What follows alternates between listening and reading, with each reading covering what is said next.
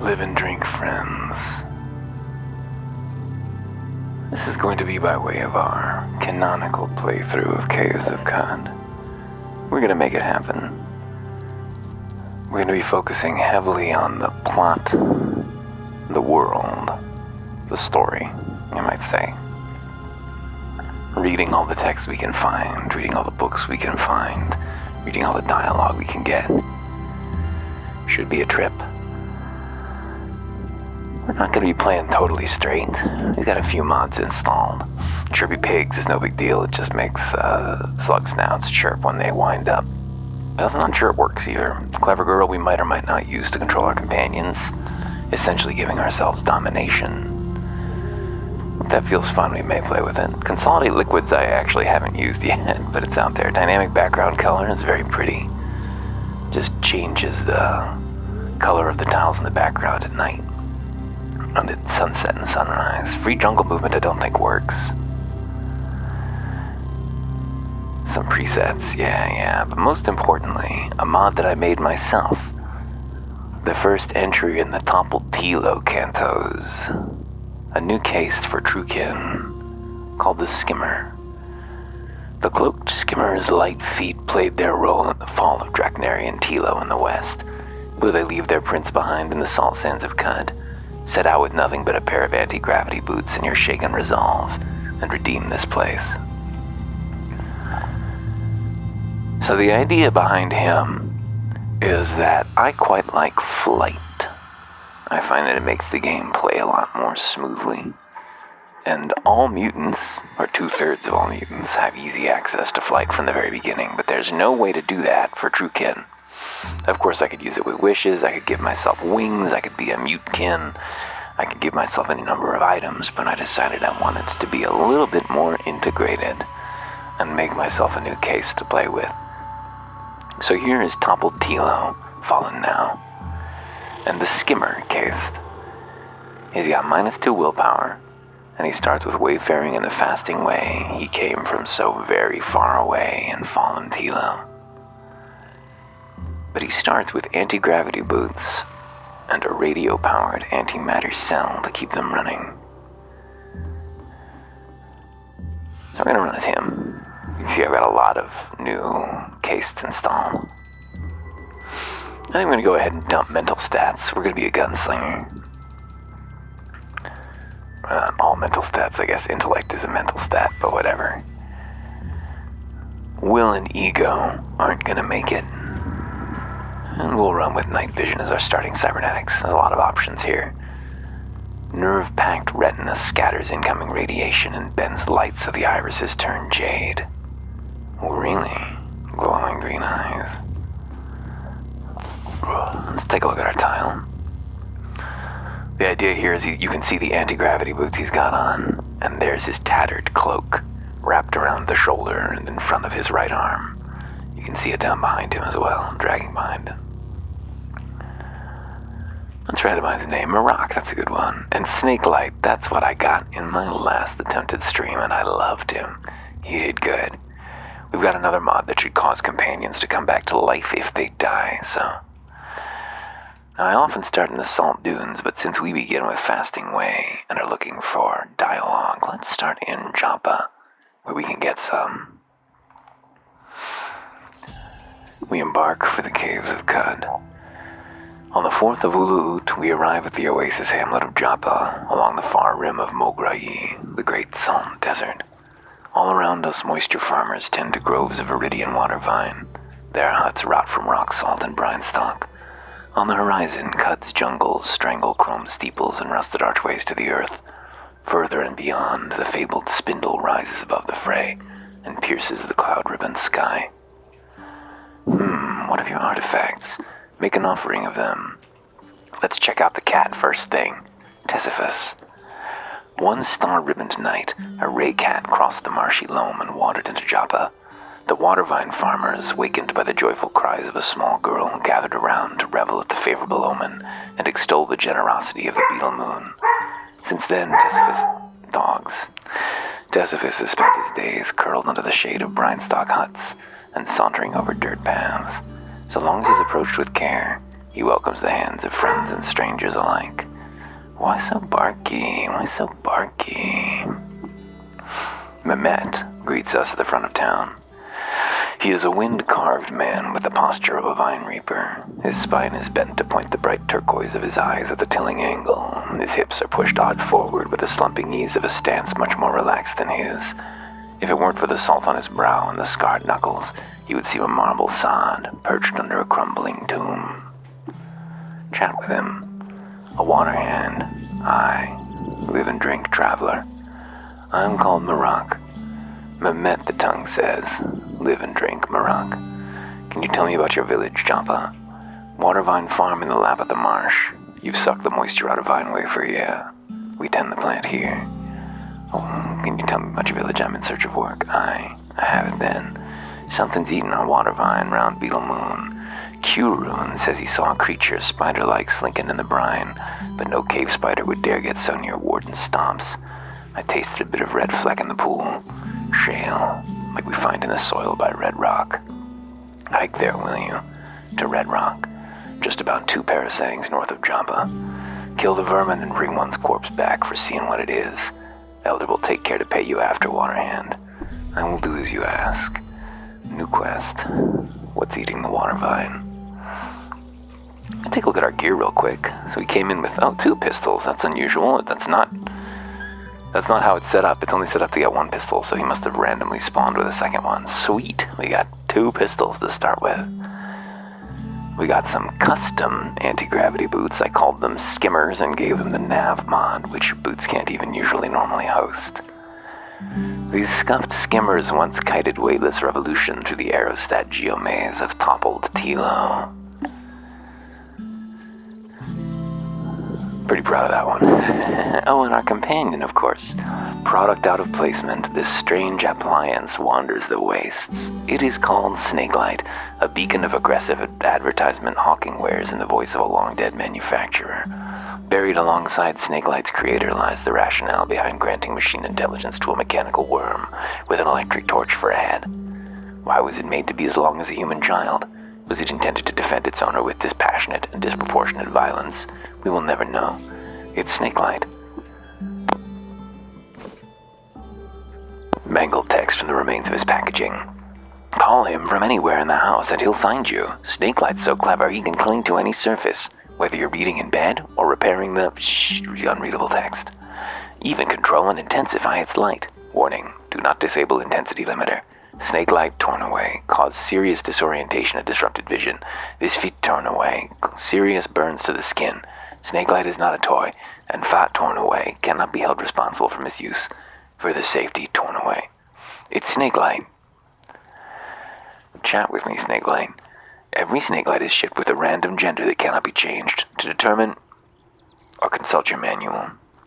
That's what I didn't see before. May result in injury or death. Snakelight's learning monitor operates independently. Never be disabled except by representative of error. Be sure to check out more fun creations from 30 seconds of unintelligible screeching followed by silence. Long beep. Here to light your way, it's Snakelight. Your Snakelight moves under the power of fibrous synthetic musculature strong enough to rend you limb from limb, but don't be afraid. With delicate sensors and servos, as well as our signature safety coat articulated chassis, it's inconceivable that Snakelight would kill you and or your family. Caution, one or more of Snakelight's vital safety features may be disabled. Please contact. Let Snakelight illuminate your day.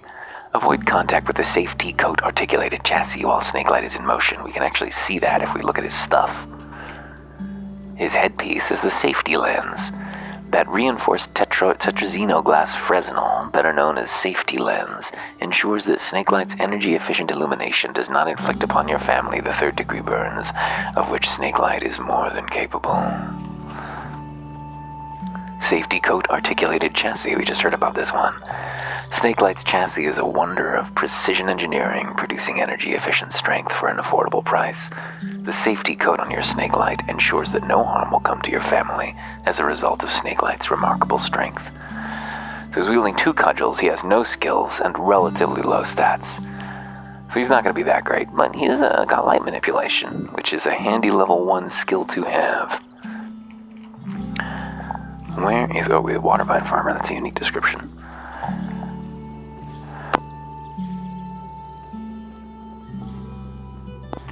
The tatters of a sweat-stained kufaya thrash in the wind from where they hang around the farmer's neck. Clasped in his gnarled brown hand is a curved vine reaper of iron with which he calls moisture-swollen wafers from the viridian plant called watervine. He's got a woven tunic, a wide-brimmed hat, lacquered iron vine reaper, and sandals. I like that effect, actually, now that I've become a pixel artist myself. I really like the draped around his shoulders, a kufaya.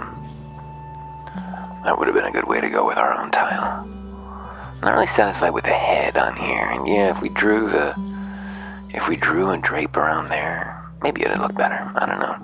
I experimented with about 15 different looks for the skimmer. All very similar, just different levels of tatteredness and different levels of drawn around his shoulderness. I like it. Watervine farmer and mechanimist convert, what makes you different, friend? His kufaya has been cut and resewn to a cowl, and he's tailored a vine wafer sack to approximate the slate habit of the Chromaic people. A sheaf of watervine bundled in copper wire is slung to his hip, and he rubs a saw-nailed thumb over a talisman of cracked circuit board. Let's chat with him. Wanderer, do you venture northwise, into the great desert, and nearer the 6-day stilt? What is the 6-day stilt? Ah, the great mechanimist temple of glass, the sacred offering well, and history in stone relief, peopled by the Argent Fathers in statue and light sculpture, encircled by the Grand Bazaar. I hear there are more people there than numbers in the void, and their chatter makes a sound wholly raw and new to the world. Will you go there and take my bauble? Will you offer it at the well, where I cannot? Your bauble? Yes, my neighbor-kin tire of the tale. I was scything the vine when the flat of my blade turned something loose from the soil. My heart has stirred before at the sight of chrome, but to free a small splinter myself, to slide a bead on the abacus of beauty. Will you go then, and offer my bauble at the well? Why can you not go? Friend, I would be a smoldering heap cooked to death by the ray of a dawn glider. I would be a slug-riddled corpse by the rifles of the Issakhari. There is no kindness in the great desert, and little more in the canyons. I cannot go and live. I will make the journey. Moon and sun, friend, you have my deep and many-sided thanks. Here, take the trinket now, and if you're to ever return, let's visit again. Live and drink, O glorious Shekinah. What do we got? Oh, a box of crayons. Very nice. That's a trade good, right? Wax from the hives of Odrum is mixed in dye and molded to the shape of stelae. Together in the box, they sample the iridescence of the world and offer the tools to expand it. We can do it, he asked. Why don't we do that immediately? So, rather than doing anything else in Joppa right now, well, no, we can finish up Joppa here first. Let's just get a whole raft of quests, and then we'll go. Well, I wanted to save his life was the only thing. So, I think to save his life, I need to go fast before Argive gets to him. Not hang around Joppa for too long. So let's get out of that tile, why don't we? We need to gain 1 level. That's what we really need. Just 1 little level. We got any? Oh, the Snake Light's taking some things out for us with his 25 experience for a dragonfly. There we go. 1 single level, because you already got Wayfaring. That means now we can take Lore Marshes and Lore Salt Dunes, which means we can safely travel up to the 6-day stilt. We've got flight, we've got some exploration skills, so we're very unlikely to get lost. Let's just zip our way up to the stilt. Move around here, see if we're gonna... This might be an empty ruin. Oh, it's a Dawn Glider ruin. Let's leave. And here's the 6-day stilt. We gained a bunch of experience just for coming in here. Sweet. Well, what an overwhelming place this is. The music here is quite loud, actually. Let's turn it down just a little bit so it's not too oppressive. It's very good. It's just a little noisy. So this is Warden's Esther. There's a saying among the vendors who hoist their sails toward the stilt. 1 rose is fair, 5 is death. Indeed, when a single shawl swathes her face and the Esthers are one, there is peace beneath the stilt. But when she's joined by her sisters and scarlet ribbons thrash in the desert air, there is only blood and justice. Live and drink, traveler. Welcome to the stilt. Praise be to Shekinah, O sovereign fathers, at last I am here. You are among friends here, pilgrim. Stay peaceful. This is the 6-day stilt, huh? It's colossal, beautiful. I see why the Chrome Stewards gather here. Then you're not of the faith yourself, huh? Me neither. Do go inside, though. She's a beauty. Got dyed glass high in her rafters, she does. And 2 marvelous carvings on the wings. Really, marvelous carvings on the wings. Plus a light sculpture of a god. Hear the sermon, too, if you like. The high priest is persuasive, but not half as persuasive as the cathedral herself. In beauty there is power, you know. Either way, while you're in the cathedral, there's stilt grounds. Stay peaceful. So many folks. Aye, the clamor of it all can overwhelm. The Glowcrows say 'twas a bird god who taught folks to gather like this in large flocks. So blame birds. Is it true what they say, that it's a petrified kraken? Who knows? I've wondered it myself. Sometimes she'll catch my eye when the moon's silver bright, and she's there bearing down on the flats. Whatever she is, she's gigantic and old. Real old. Way older than the cathedral the mechanimists built inside her. What a grand bazaar. What's in each of these tents? Are you mad? You think I keep a tally of every shopkeeper that steps foot on the stilt grounds? They come and go as they please. You've got merchants of all types here. Wine sellers, honey hawkers, bookbinders, cobblers. Have a look around for yourself. Following the road around the stilt. There's tents the whole way around. Live and drink, friend. Hope you don't have any bad reps. Snap jaws down, that doesn't matter.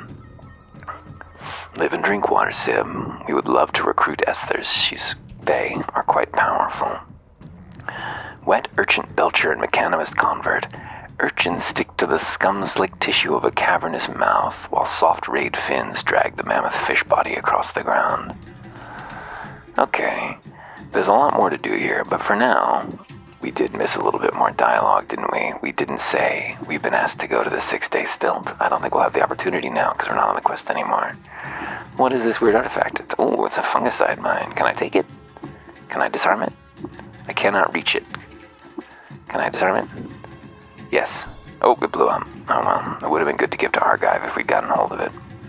Is this miner just going to plant more, though? We could just keep trying. Yes, it is just going to keep planting more. Disarm it. Yes. Nope. Hey, fungicide miner. Keep throwing those down, won't you? No? Okay. I guess he got tired. Guess he wore out. You hear what I'm saying about the music being a little overwhelming. So there's a bookbinder here, a glover, in Lulihart the Ancient Pariah. We'll talk to her in a little bit. It's a poor disciple of the Coiled Lamb. He's interested in Reshef. Peace and health in the light of the star, pilgrim. Brood with me on the life of Reshef if you are willing. Who's Reshef? A spiritual patron of kith and kin who did so much for us, and who leads me and others like me to the path of healing. For above all, he was a healer. He dressed the wounds of the sick, and rid the land of the plagues of the gyre. He was also a sultan, but he was the last sultan. He unbricked the walls of anocracy so we could pick berries in the orchards they hid. What's inside the tent?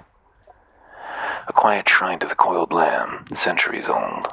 Tucked away here, outside the marble parapets and cloaked in the dust of time, it's lost to those who'd sneer at the veneration of Reshef over their fathers.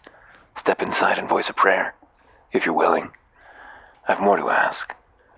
Your thirst is mine, my water yours. Why don't I make sure he doesn't have any bad reps first? Hated by Badals, that's not a problem.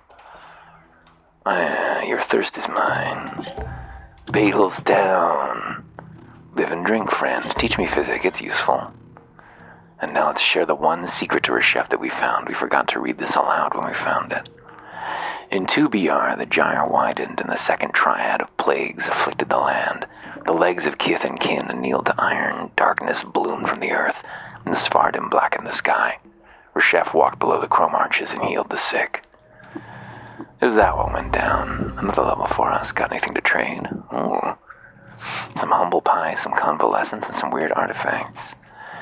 What we're really interested in here is just finding some gun merchants, because they'll usually be carrying about 100 rounds each. Bookbinder and a couple of glovers, that's not what we're after. Checking out the bazaar. Apothecary, chefs, hatters. This is not looking like a lucky stilt so far, but that should be fine. We can pretty easily make our way to the next stage of the game where there'll be plenty of bullets. We just want to make sure that we capture as much... Ooh, some gloves. Armor, beekeeper, glover. Lots of glovers. We do not want for another glover. Oh, a gem dealer. Good. Jeweler's great. Lets us turn heavy things into light things. Hey, nanobots. Thanks. Yeah, obviously there's sort of an aesthetic component to it with the voice filter and everything. I like an old radio sound, what can I say? I grew up on audiobooks that were heavily degraded from the library on old cassette tapes, and I think it imprinted on me. Yep, we're trying to read all the dialogue we can find. All the text we can get hold of. Let's hear what this mechanimist preach is, because I don't know if you've ever noticed, but if you talk to them repeatedly, they give you a full sermon. Praise Shekinah, first among fathers, who lights the path of wisdom. Praise Dagon, the rhetorical, who speaks truth to Chrome. Praise Bel, shield father, who parts the swirling gas clouds. Praise Carthax, silver-haired, who dashes down the well of gravity. Praise Nizrak, one in oar in hand, who collides earth and star. Praise Resheph, the above, who purifies our mercury. And blessed be the Cassifessence, the muse who rouses their hearts. Children, let's rejoice in the sovereignty of our argent fathers. Sweet. Live and drink, friend. Oh, he's got lead slugs. Who armed you? No. Oh, there's a gunsmith. We do have a gunsmith on hand. Perfect. These guys have cool dialogue, too. You know, friend, I once had a traveler from Yawning Moon tell me my shop smelled of home. Now I want to visit. Lead slug, 162. Boom. There we go. I love the smell of cordite. You know, that sulfury smell. Accelerants make a fine perfume, if you ask me. I wish I could allow you to test my wares in the shop, friend, but walk a parasang in any direction and you'll find a target. May you find adequate cover and more loot than you can carry, friend. I wish I could allow you to test my wares in my shop, friend. Heard that one? Friend, I tell you, there is no defense like a good and distant offense. You can't go wrong with Slug Spitter's friend. That'll do. Doom doom doom da doo doom doom doom doo doo doom da doom da doom doom doom doo doo doom da doo doom doom doom. There's our Gutsmonger and our Ichor merchant. No need to check them out now, though, because we are Baroque. I see another mine. Let's disarm it if we can. Yes, damn, that's 3 failures in a row. I want those mines. I need artifacts for Argive to progress the quest. There's another mine. There's 2 more mines. Disarm. Yes, we did it. Okay, we just need 1 more. Disarm. Yes, nope. Maybe that didn't count as a knick-knack, actually, because it didn't progress the quest. I can't remember if the knick-knack quest progresses Disciple of the Sightless Way and Hired Guard, as if the muscles knit across his spine have shrunken to near nothing, and the pleats in his ornamental kittle sag in their absence. He vibrates to the frequency of another time-place. Yeah, out here hunting Esper's asshole. Alright, well, why don't we finish up our business here at the stilt since we're here? What is this? Plastronoid. I think they emit normality gas when killed. Chrome rongeurs sling themselves along the orbital paths of an invisible magnetic gyroscope. By inscrutable intervals, one pops out the transverse plane with violent momentum. If we look at the mechanimist pilgrim, the pilgrim wears a costume of humility, simple frock, wide-brimmed hat, cerulean scarf, slouched back, and weary eyes.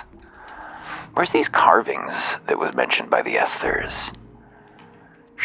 They said that there were fantastical carvings on the east and west wings, but I didn't really notice where those are. I wonder if they're in the game. I think so.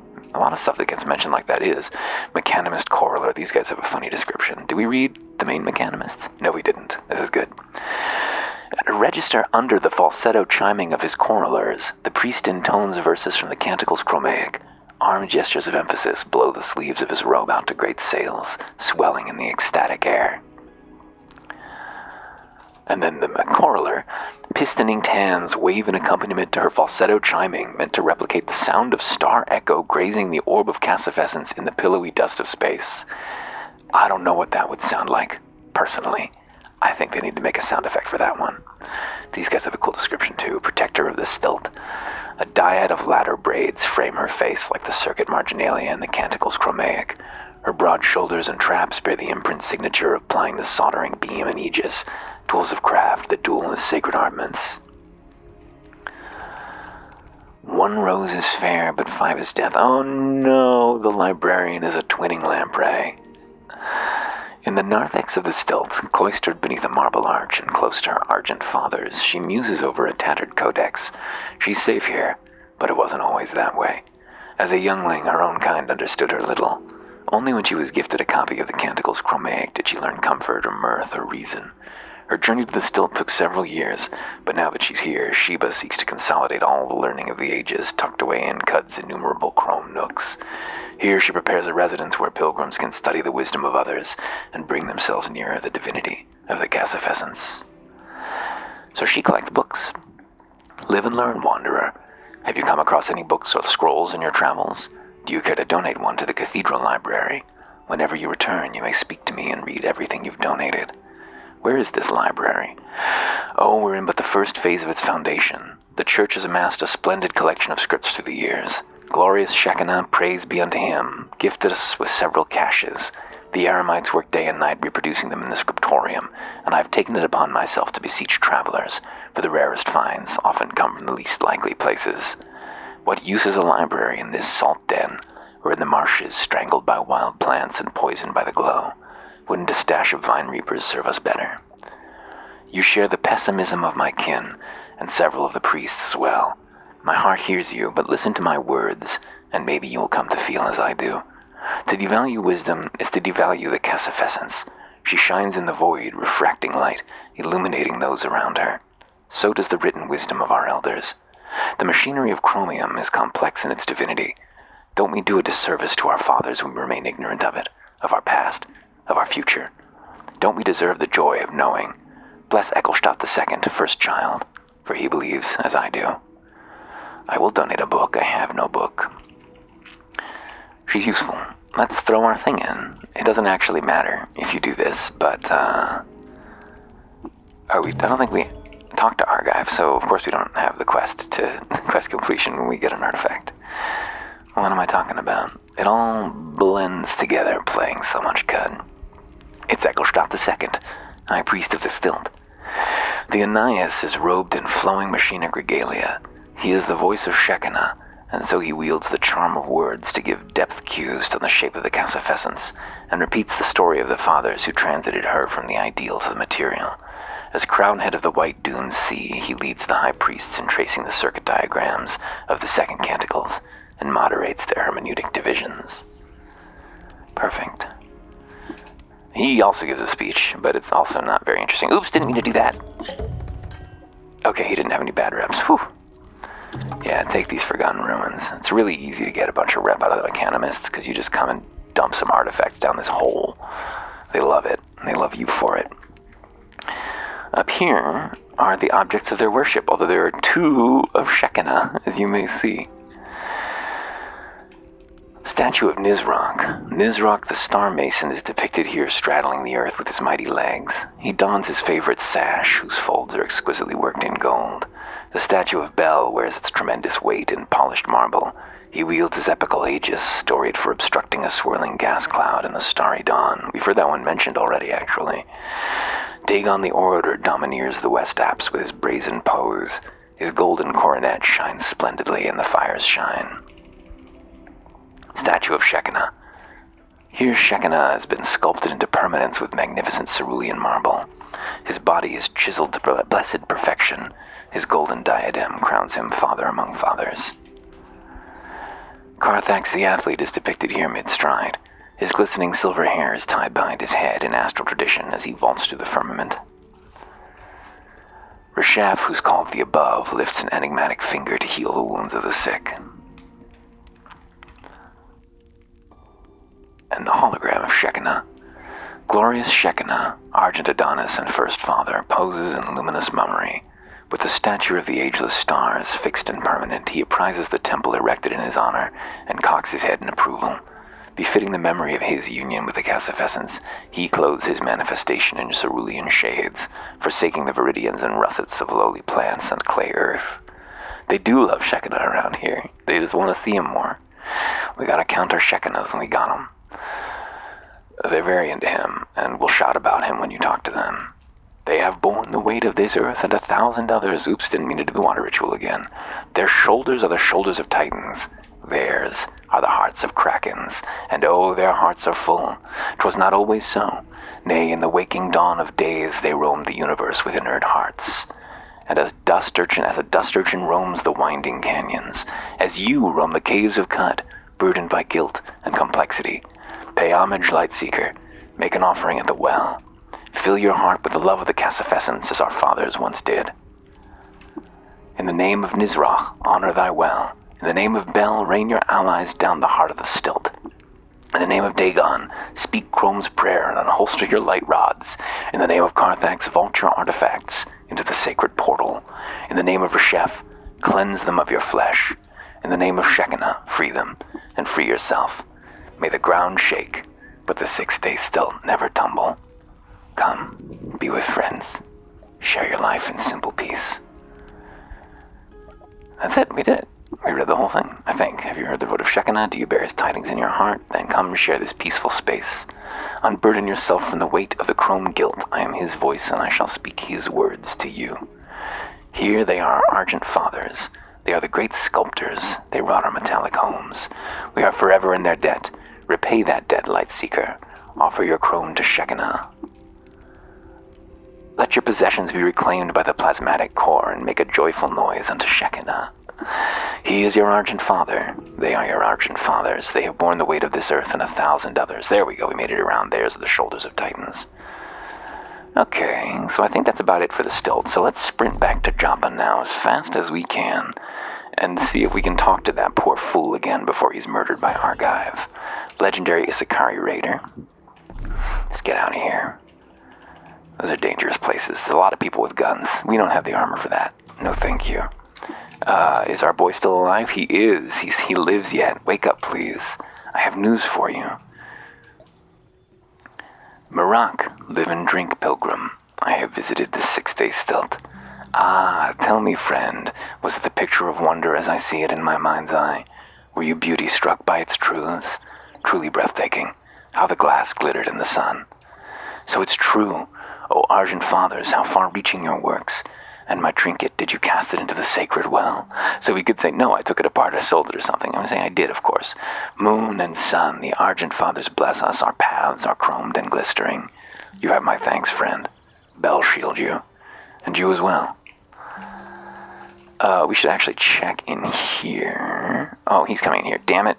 If I wake you up, will you leave? Will you leave, Wondervine Farmer? Yes, you will. I need to steal these things.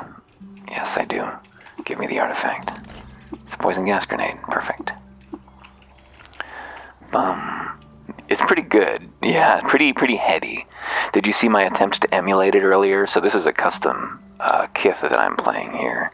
It's the Skimmer, who starts out with little except for a pair of anti-gravity boots. Because I like flight, and I wanted to play a true kin, and it just seemed like a smoother way to play. But his anti-gravity boots are custom. I stuck nav on them and called them skimmers. And the description I gave was, these scuffed skimmers once kited weightless revolution through the aerostat geomaze of toppled Tilo. Which I hope is angling toward the right kind of voice for Qud. Diction is so important, and this is basically a study in diction in case of Qud. Actually, I just listened to, you ever listen to Shelved by Genre, the podcast? Qud, Jason Grimblot, is that his name? The writer, Tychomancer, did a... I hear that with 300 Glimmer that you get spawns every other tile, basically. I've never been that high. I haven't played an Esper since like 2015 or something, when they were extremely overpowered, right before Glimmer went in. I can't remember if Glimmer was before or after the Steam release now. It was a long time ago. Sweet. So we didn't talk to everybody here, though, before. I don't think we talked to Elder Irudand or to Warden Irame. Irame's first, so let's take a look at her. Big Irame shifts her weight between hind and forelegs. She shakes a storm of rust dander from the tines of her great horns, and she blows a halo of freezing air from her rime-veined hands. She grunts.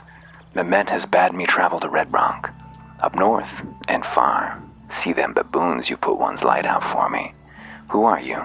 Called Irame, Warden of Joppa. I kill trouble. Don't be trouble. Yeah, I think it was right around the Steam release that Glimmer went in and was like, wait a minute, this is not as easy as it used to be. What is a warden? Now every settlement to Qud keeps a warden. We snuff threats to the peace. Live and drink. Oh no, I want to do the water ritual with you unless you've got really bad reps, but you don't. Water ritual, please. Very good.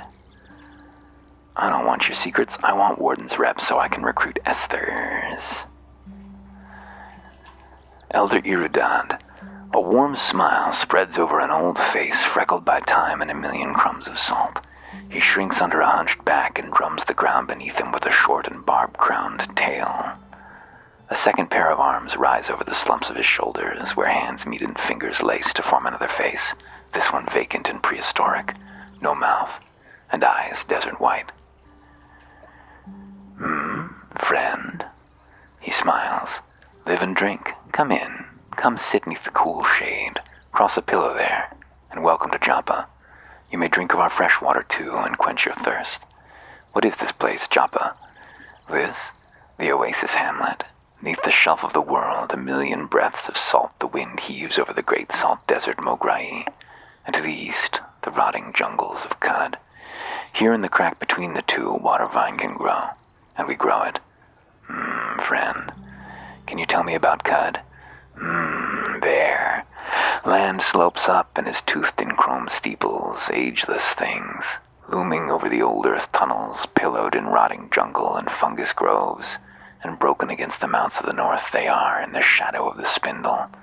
There are people, friends, communities, and friends to no one too. History is thick as the high salt sun, friend, and where the past is ground up like Mott's meal, a mix of life sets in. Adventurous ones set off for their own splinter of artifact, to both faiths, life and death. Do you sell wares here? Here. Speak to my daughter through the east door for herbs, and Sitting Tam in the southeast has all manner of trinkets, against his chest of drawers. I'm looking for work. Work. Try our guy, friend, the tinker, always looking for trinkets to wire between. Go through his hut of sheet metal to the southwest. What can you tell me about the stilt? Such spectacle. The statues within, a revelation to the eyes, chandlers enough to drain your skins twixt shallows and beetle moon. Live and drink. His daughters. Oh, there's also 2 books we can read here. Oh, Corpus Callias is here. I guess we should read Corpus Callias. Does anybody, does chat have an opinion? Do you want to hear Corpus Callias, or is everybody already familiar with it? We should read it. That's the goal of this run, to read all the yellow books that we can find. Note to reader. It is often said the cure of a plague is also the cause. While there is truth to the maxim, I've found it to be well supplemented by a broader and systematic approach to treatment.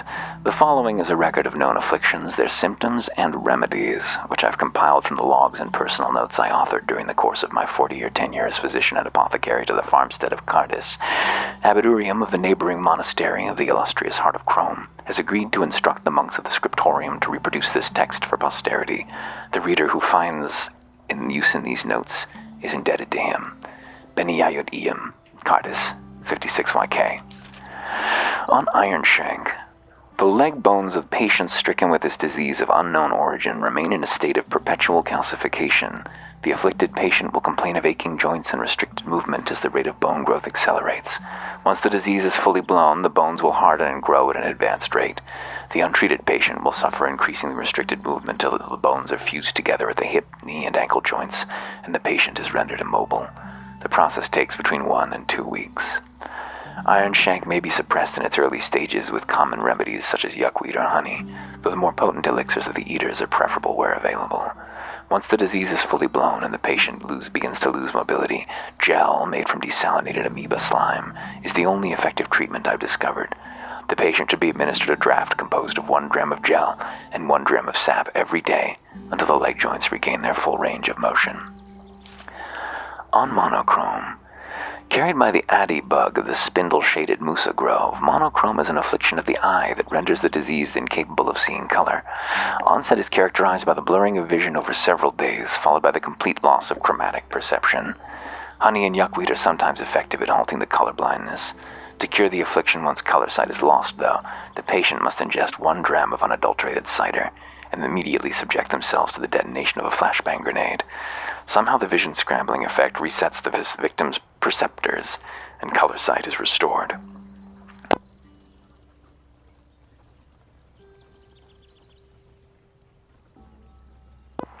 On Moon King fever. This is probably the most bizarre of the afflictions I've encountered in my 40 years as a physician. Moon King fever is a brain disorder characterized by an unwavering belief that the victim is the king of the moon. All 12 of the afflicted patients who I've treated experienced identical symptoms: burning fever and accompanying fever dreams of the moon, followed by hyper-emotive facial expressions, delusions of grandeur, and a disregard for self-preservation. There are no known treatments for Moon King fever. The prognosis is madness, followed by glorious feat-induced death. On glot rot. Glot rot is an affliction characterized by necrosis of the tongue.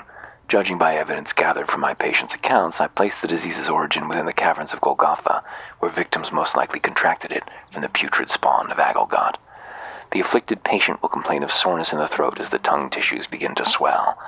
Within a week's span, the muscle will soften and start to decompose. The patient will experience severe pain while ingesting food or drink, and may agitate the last of the raw living tissue, causing the mouth to bleed. Over the following few days, the tongue will rot in its entirety, rendering the patient incapable of speech. Common remedies, yuckweed and honey, are sometimes effective in reversing the necrosis if they're administered in its early stages. Once the tongue is completely rotted away, only the scarce Ubernostum tonic will cause it to regrow. However, simply injecting the tonic will merely regrow the tongue, which will proceed to rot away once more. The patient must first ingest a potion called the Flaming Ick, 1 part honey, 1 part wine, 3 parts cider, and drank from a flaming vessel. Once the patient's mouth is purged of the disease in this manner, the Ubernostum tonic may be administered. On fungal infections. I've observed several varieties of symbiotic fungal infections on patients who've come into contact with the spores of brooding puffers. Mercifully, puffers seem to thrive only in the dense fungal colony of the eastern jungle and occasional fungus-rich biome. Characteristics of each infection differ, but all types of symbiotic fungi colonize a region of the afflicted's body. The colonization takes 2 to 3 days to complete, during which time the patient may report itchiness of the skin. The deformation and sensitivity that result once the full affliction takes hold tends to prevent the donning of clothing in the afflicted region. Get naked. Trying to figure out a better way to show Twitch chat here so that it's a little easier for me to see without looking away. Unfortunately, when I tried to shrink my window, it hid chat. That's not what I'm looking to do. This is what I'm looking to do. Like this? Wait, we're offline? We're not offline. What are you talking about offline? There we go. Okay, now I've got chat a little bit more visible. Perfect. Sorry for the loss of audio there for a second. Should be coming back right about now. Fickle gill. In cases of fickle gill, infection culminates in the formation of fleshy, spore-bearing gills in the colonized region. Upon certain stresses, typically under bodily harm, the gills flex and release a cloud of spores numbering in the thousands that shower onto adjacent parties, ostensibly protecting their host. The rained spores in turn colonize their new hosts, rating this disease among the most contagious. Glow crust. The appearance of frosty, luminous nodules characterize this colony. As is always the case of symbiosis, the fungus does seem to benefit its carrier by coarsening the skin and providing some protection from the elements. Some patients report gratification in consuming the edible horseshrooms that sprout from their skin. Accounts vary according to the personalities of the afflicted. Mumble mouth. The colony of Filamentous vermilion seems to incubate a living tissue that resembles human lips. The lips pair together to form tiny mouths that tessellate the infected region. A saliva-like sputum gets frothed up from the dermal base and forms into bubbles that pop when the lips spasm and purse. Each pair of spasming lips flagellate each other to produce a sort of speech-like mumble. Even more curiously, the mumbling across a cluster of mouths occasionally coheres into intelligible words, suggesting the colony is able to reproduce sounds from a collective memory. Wax flab. This species of fungus secretes a fatty wax that dries into a protective cast. While it insulates the encased appendage from physical harm and electrical current, patients report sluggish response times, and the infected flesh is susceptible to liquefaction when heated. In fact, habitual body heat tends to melt the inner layers of the cast, trapping a few drams of molten wax between the skin and casing. Occasionally, this milky broth leaks out of the cast and onto the ground. Yep, it's nasty.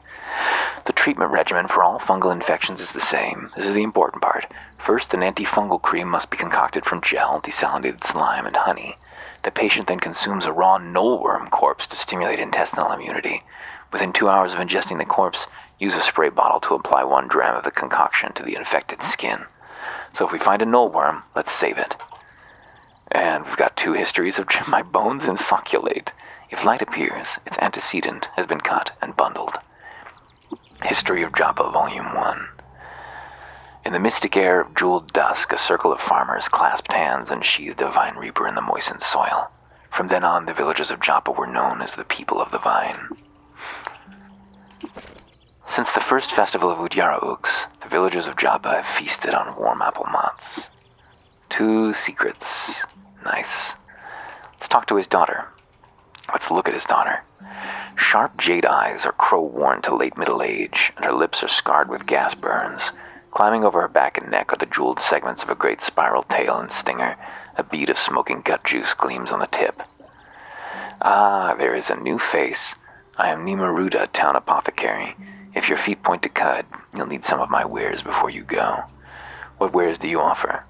Witchwood for pain, bandages for bleeding, yuckweed and honey for when your guts act up. Cold caps when I can find them. Why not take a look? Where are you from? I grew up right here in Joppa, daughter of the elder and all. Spent some years delving, but gave it up after a few near escapes and nearly deadly wounds. I'm better suited to herbalism anyway, and my father worries less. Will you inherit leadership of Joppa from your father? Fate's forfend. I would hardly like to lead a village and run a shop at the same time. Fair enough. Live and drink. Is that everybody here? Oh, Tam, we haven't met yet. Tam, of course. Shot ink decorates the dulla on his long neck in one of the 1,000 patterns of the camel folk. His ears are arrayed with gilded rings, and eyelashes flow down his face like water vine fronds. Across his back, a hump of moistured and healthy fat pushes his center of mass skyward. Chat with him. Human, we are greeted. What do you desire?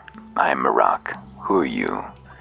It is a pleasure to know this, human friend Marak. I am Tam. Do you live here?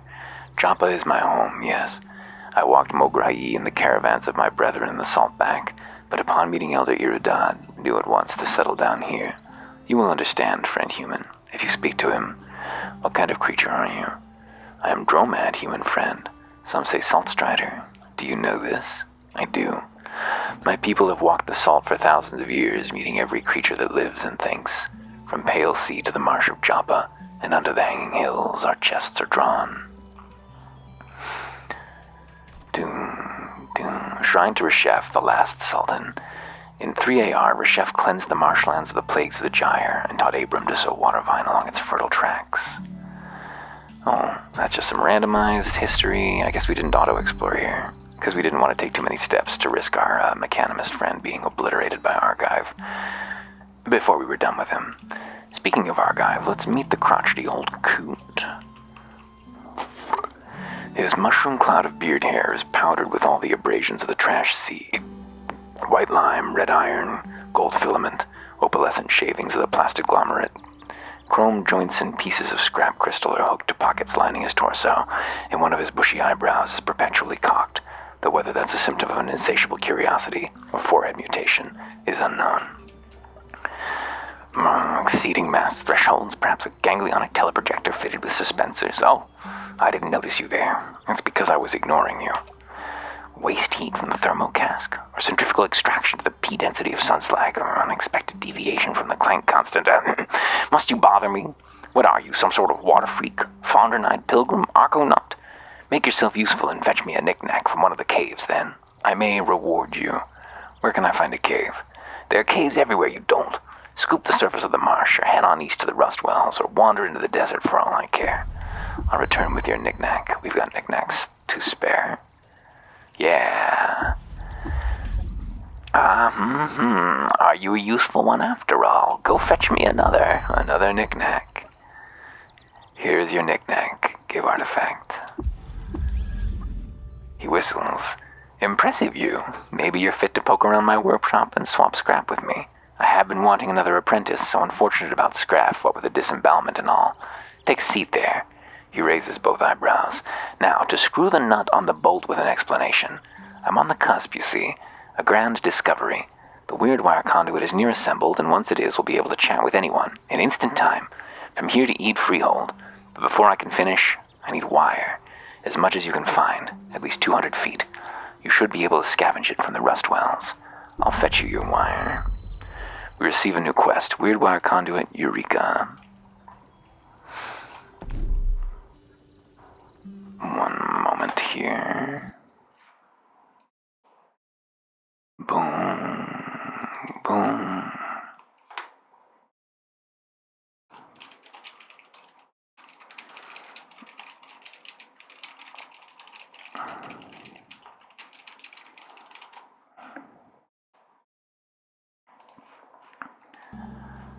I am a slave to my job. I mean, not really. I don't work that hard. But, where did Twitch go? Did I just navigate away from it? I had a whole thing set up. I screwed it up. There we go. That's better. That's what we're looking for. So, the rust wells are usually a huge pain, because usually you need to enter this pit that you see before us by going downstairs, or the real problem is getting back out. You can always slide down the sides of the pit, but you can't climb back up them. But with flight, all we have to do is navigate over the pit, go down a couple tiles, and take what is there for us. Ooh, there's a slug snout over there. Oh, no, I don't want to die. What are you fucking talking about? Just leave. There's a slug snout. Just depart. I'm playing in quick save mode, so I'm not interested in being one-shot by slug snouts, really. Let's get this wire and get out of here. There we go. No need to revert our save by half an hour or whatever just because we ran into a slug snout. Oh, I see an eyeless crab is down there this time. How are we for skill points? Let's take a look at the pistol. Pistol, bam. Akimbo, bam. I don't think sling and run is necessarily useful because it's better to finish your sprint and then start firing than it is to sprint and fire simultaneously. I don't think you can move and fire at the same time. Disarming, doubling crit chance, these are amazing things. Hello, eyeless crab.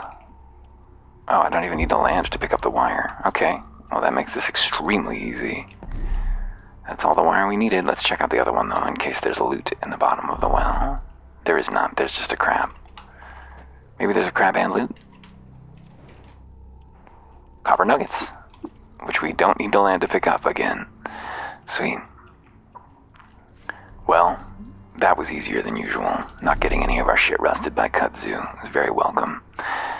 Real quick, let's walk over here. We did buy some wayfarings, right? We did buy some wayfarings, right? We did not buy jungles. Holy shit, what we just did was extremely dangerous. Now it's fine. Goat Folk Village. So, Goat Folk Villages are a real mixed bag. If you can avoid the gunners, that's the problem, is that gunner right over there, which we didn't, so let's just leave. But it'd be really great right now if we could find a particular lair, which is always... We could probably check out that run. Some roasted boar, another Goat Folk Village. Oh, it's got explosives. Oh, let's just leave. I think Goat Folk Villages are maybe a little beyond us at this level of fragility. Another one. But what if I could just sneak in and steal something? Oh, I'm not going to be able to do that. Not going to be able to do that. A lair. Yeah, that's what we were looking for. Got a couple more levels. So this is a really interesting location. It's home to a very powerful recruitable NPC who's actually quite easy to recruit, as long as we can get a little bit of reputation with apes. So we're going to be keeping an eye out for that. But that's all I wanted, was to locate that location and to get a little experience for it. Check out these ruins. What's here? Evil. Is that a frost frog? It is an ice frog. We don't want to deal with that. He'll freeze us solid. It'll be bad. It will be bad. Let's talk to Argive again. He's got some more experience for us. The wire. Give it to me. Take the wire. He hoots. Yes, beautiful wire. Oh, before I forget, I repaired an old recoiler for you. Use it whenever you wish to hop back to Joppa quickly. Now give me a few moments to attach the wire. I will return. We got a recoiler. He's not applying the wire.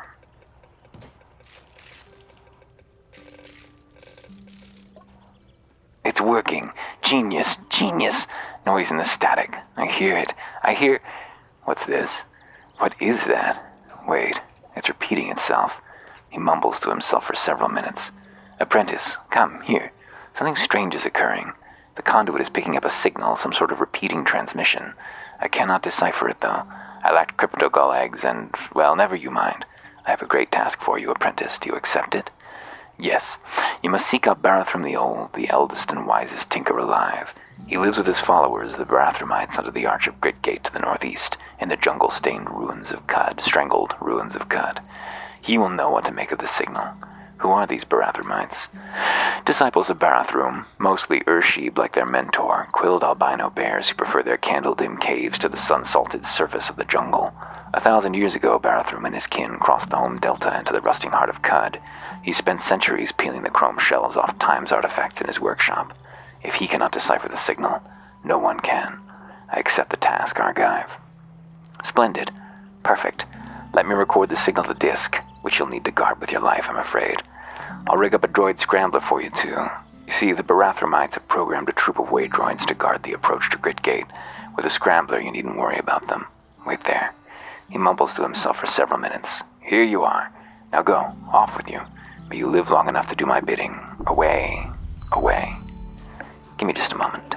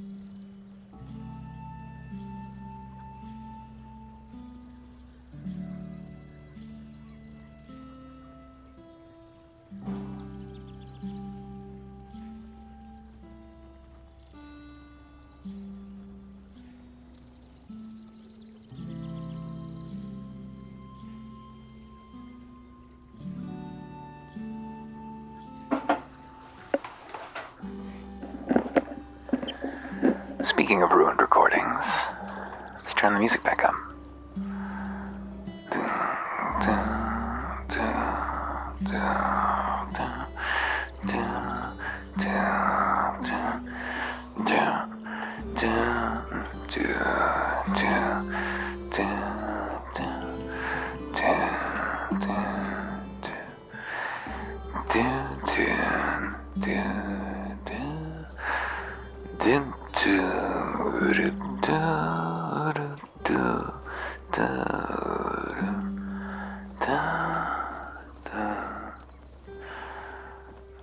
Oh, lovely. Let us slither onward. So, we've been ordered, asked, instructed, requested to go to the Great Gate. We also still need to check out Red Rock, but let's do the Great Gate first. Assuming there's a way down here, which there wasn't last time I came. Where is our pet? Did our pet perish? Also, what weapons are we using right now? What weapons do we have available to us? We've hardly done any killing at all so far. We should swap to the carbide hammer just for now, because We don't have any actual dex weapons yet, nor any skill with them, so we might as well just use the best weapon that we have available. Looks like we fell out of the sky there. These waydroids will sort of clear the area for us. We should look at these creatures. Giant amoeba. Slime within the quivering blob strides into different densities. We can barely perceive the outline of something inside. It's got itself a nucleus. I would like to go down. Ooh, it's a spark tick. Electrofuge. Gossamer hairs stand stiff in static charge across its octet of spindle legs, and it crackles as it crawls. Ooh, they're pretty dangerous.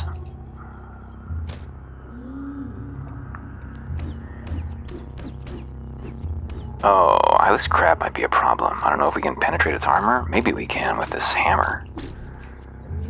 Yeah, how's it doing? It's injured. Let's just leave. With flight, you can just instantly leave at any time and then just come back to exactly where you were. A seeker... where? To the northwest. This can just kill you, so...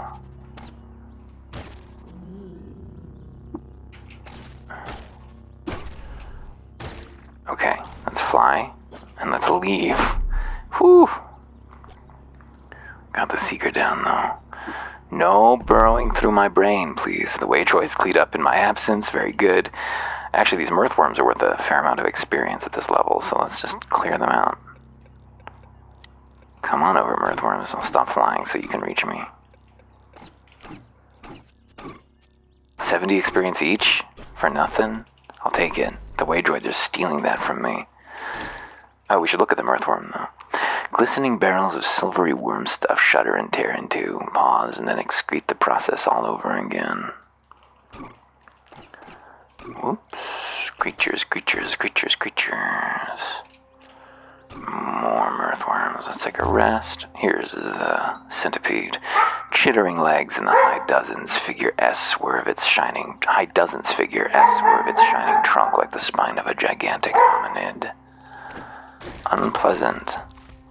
Very unpleasant. Hush, doggies. Doggies, hush.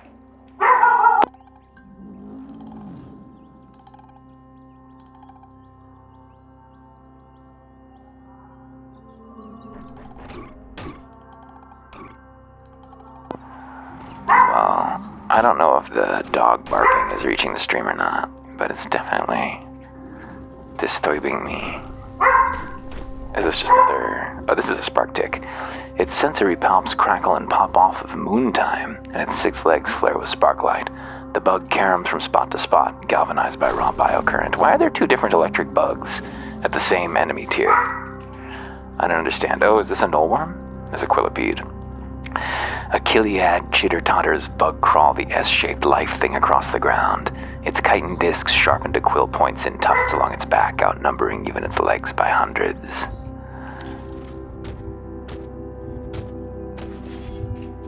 Can I kill it from the sky? Can I just dive at it, destroy it?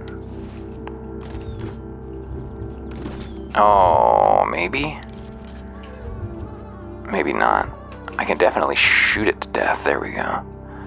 Something chirps, so that's either a turret or a slug snout. It will behave like a turret. Probably a turret on this tile. I wonder if we can even get to it. No, it looks like it might be totally walled off. Oh, there's some... Oh, is that a chain turret? Chain gun turret, that'll just kill you. Let's see if we're up to it. Some turrets seem like they can't attack you when you're in the air, maybe? I don't know. These guys can. They're killing each other. Ooh. Oh, we're at 0 health. I don't know what that means. But let's just make sure that we can die, huh? I saw this happen before where I was hitting 0 health and not dying. Can we die? Oh, we can't die right now for some reason. Let's fix that. What do you want to do? Restore checkpoint? Yeah. Load my list, quick save here. Just save and quit. And continue. Maroc. Yes. Yeah, reload from checkpoint. perfect. Looks like we can die again. I think that once you use the do you really want to die, there's a chance that it gets buggy and just doesn't really work the way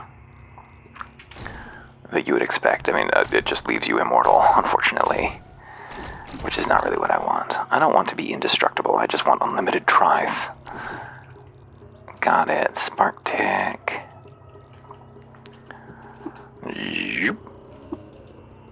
Okay, down we go. This is our first time underground, isn't it?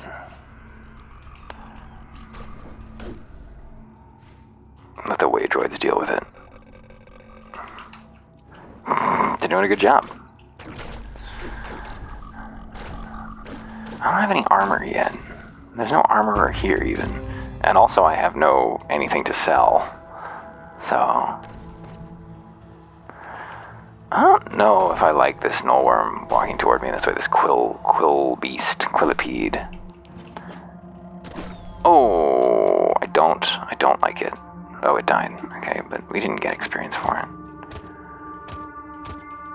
I just want to get away for the time being. Perfect. Not being able to fly underground is some bullshit. I like that even bats can't fly underground. It's an absolute thing. Underground, you're grounded. This leather cloak is probably an upgrade for us. Iron dagger, that is, well, we got that carbide hammer, which is like a higher tier of weapon. Can he defeat a bear by himself? I'm famished. That's not going to help against the eyeless crab. A congealed blaze injector. There's nothing in this chest? We'll get the chest. I want a chest.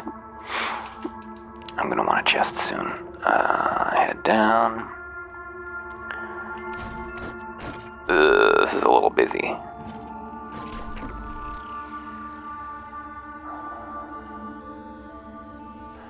January 31st, that's this Friday. Resting until healed. What's going on down here?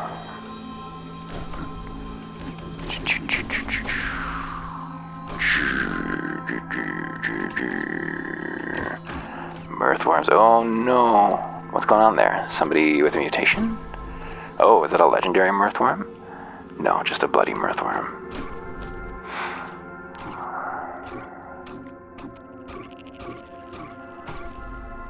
.70 experience conga line.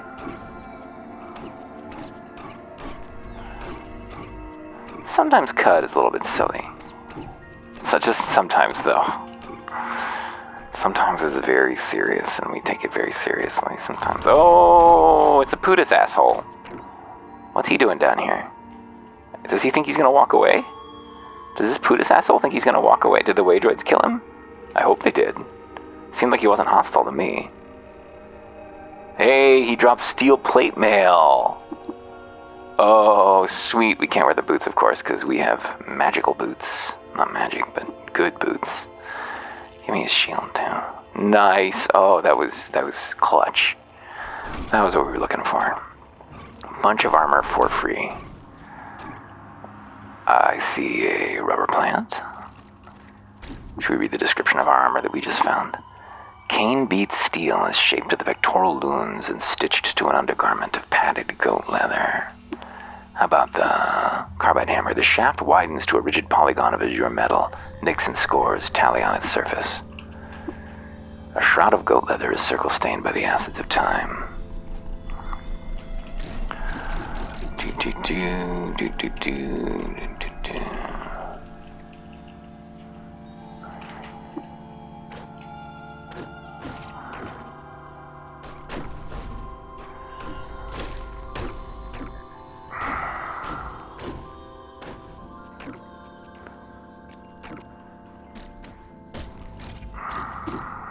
Oh, that's not good.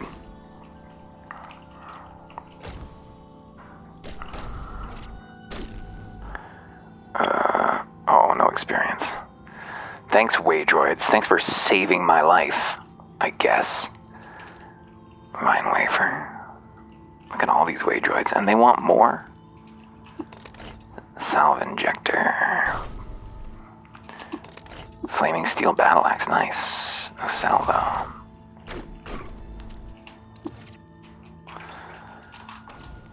Take me to the exit.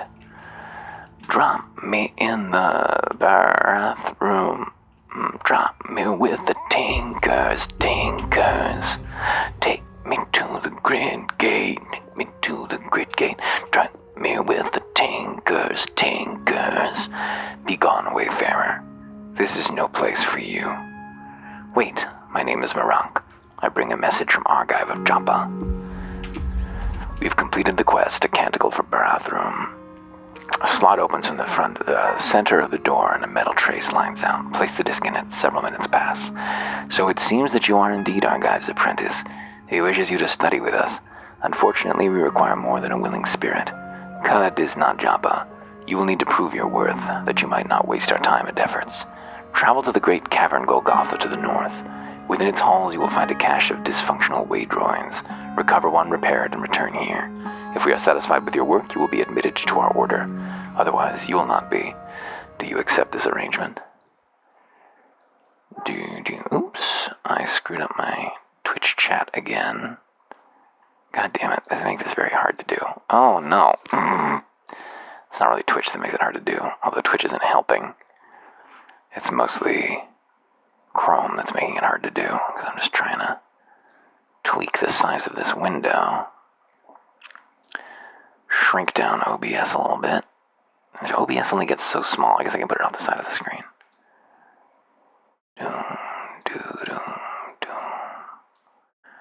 Perfect. We accept the arrangement. So this is actually extremely easy for us because we can fly. So Golgotha is very dangerous if you can't fly, and mostly trivial if you can. Maffeo. A proud and parted mane of bristles frames a wide grin. Tied with thread to several of them are thumb bells meant to draw the attention of customers. Chat with him. Welcome to Crickgate, Delver. Care to enhance the quality of your stay with a wise purchase? What wares do you sell? Oh, I sell whatever sundries that meet my standards of quality with some measure of curation.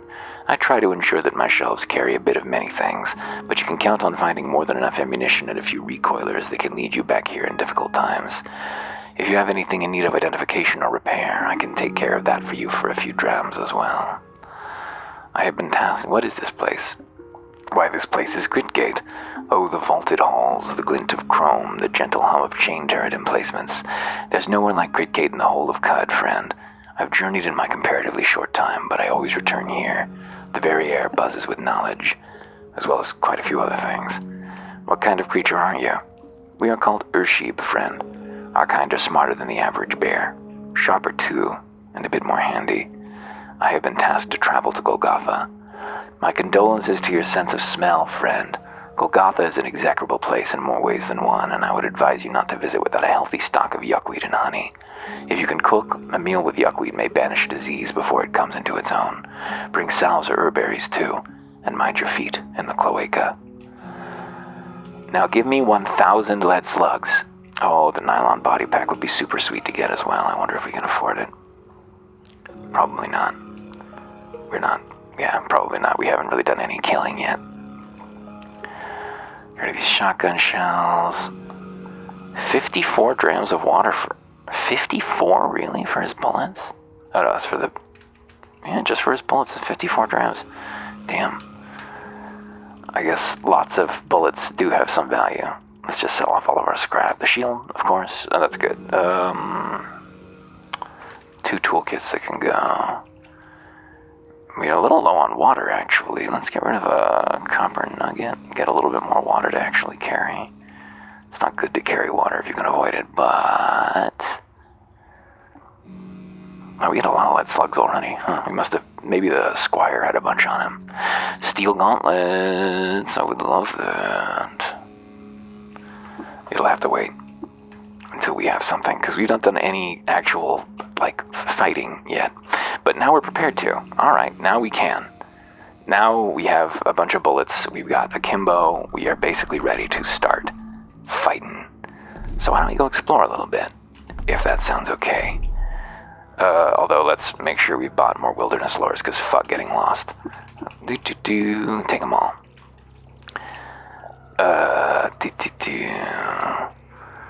Do I want to take more pistol skills now? Disarming shot, dead shot, critical hits are more deadly. I could get dead shot and weak spotter. Or we could save a little to get fastest gun in the rust. Let's just let this fire 25% faster. How are we for attribute points? Do we have any to spend? I think we do. We do. We got 2 to spend. 27 agility. Is that enough to get fastest gun? No, not yet. That's still a ways away. Empty the clips. For 20 rounds firing, a pistol only takes half a round instead of a full round. Double your attack rate. Why don't we double our crit rate and make the crits more deadly? Disarming shots also sweet. We're Trukin, we're gonna have plenty of skill points to spend. So we could just wander around combing the map for special encounters now. That'd be a pretty reasonable way to level up, but it's a little boring. Not the most adventurous. Oh, that's 2 guys with guns. They're gonna kill the shit out of me. Goat folk are so scary, guys. They're so frightening. Just not really prepared to deal with them. I passed by Joppa. Remember. Do we have any business left in Joppa? No, we were gonna go to Red Rock and we were gonna go to... What is this? I need to turn off that feature that marks special encounters. It's so confusing. It doesn't tell you anything. What's here? I know we were gonna... Yeah, actually, let's go do Golgotha. And then we'll do some random stuff because we'll have a much better gun. Golgotha. We should look at these too. The Great Gate, still erect, is the superior half of the colossal gate inscribed with the runes of 100 indecipherable tongues. Beneath its chrome palings, a wide passage opens into the jungle loam. Shrouded, Golgotha is in the rotting jungle, the mouths of the crust caves of Golgotha, Chrome's graveyard. Travel to Golgotha. I once found a legendary seeker up here who wanted to teach me teleportation. Which was pretty sweet. I think I was in wander mode, which is why he wasn't hostile. Or maybe, I'm not sure why he wasn't hostile. Might have been wander mode. Oh, we didn't buy what we needed. God damn it, we didn't actually buy what we needed at the Great Gate. Might be. See what we can do here. Anything interesting? Oh, there's a chitinous puma. They're very dangerous. Can we penetrate it with our... The bizarre contraption is what I'm hitting now, not the puma. Critically hit. Oh, 2 crits, damn. Validated immediately. 300 experience, not that much. Compared to the Goat Folk Sower, 375. That's okay, we've got a fair number of shells now. Wow, Goat Folk Bully's got a lot of hit points. There we go. Ape Fur Cloak, Assault Hopper Mandible. That's actually a pretty good melee weapon. We should equip it. See, this is 5-pen 2d3 versus 5-pen 1d10. I guess that's better. I don't know. 2d3, 2-6 versus 1-10. Oh, nice. That's makes us even less likely to get lost. Get the advanced thingy, get the arrows. Perfect. We love an improved toolkit.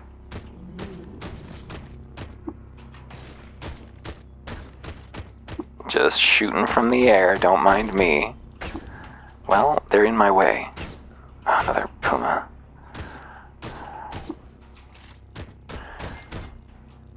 A Dromad caravan. Perfect. Oh, a slumberling. It can't hit us, but can we hurt it? We can, I'm not sure. Oh, there's a guy with a gun. Where'd he go? Portable beehive. Plus 200 reputation with flowers. Should we kill this slumberling? 500 experience. A lot of rounds, though. I see another sword on the ground. Yeah, steel utility knife. Nice. Okay, back to the grid gate, please. This would be really fast to get down, at least. And then we go north. For some reason, the go north command doesn't work correctly on this tile, and it never does. I require entrance for trade. So usually, and hopefully this isn't just the first time you talk to him, he has a pickaxe. Which is very important, because having a dig really changes everything. God damn it. Maybe I should just dig out the... Speaking of how important digs are. Where's my pickaxe? Just dig all this shit out, and then maybe the go north command will work.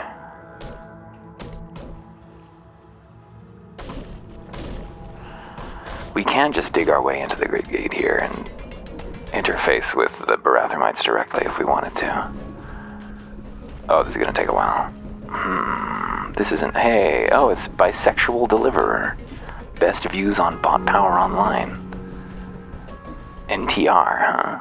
My torch burned out. Why am I even using torches? Why am I carrying torches? Hello, Maffeo. How about some torches for you? Yeah, they're considerably heavier than their water equivalent because they aren't worth much.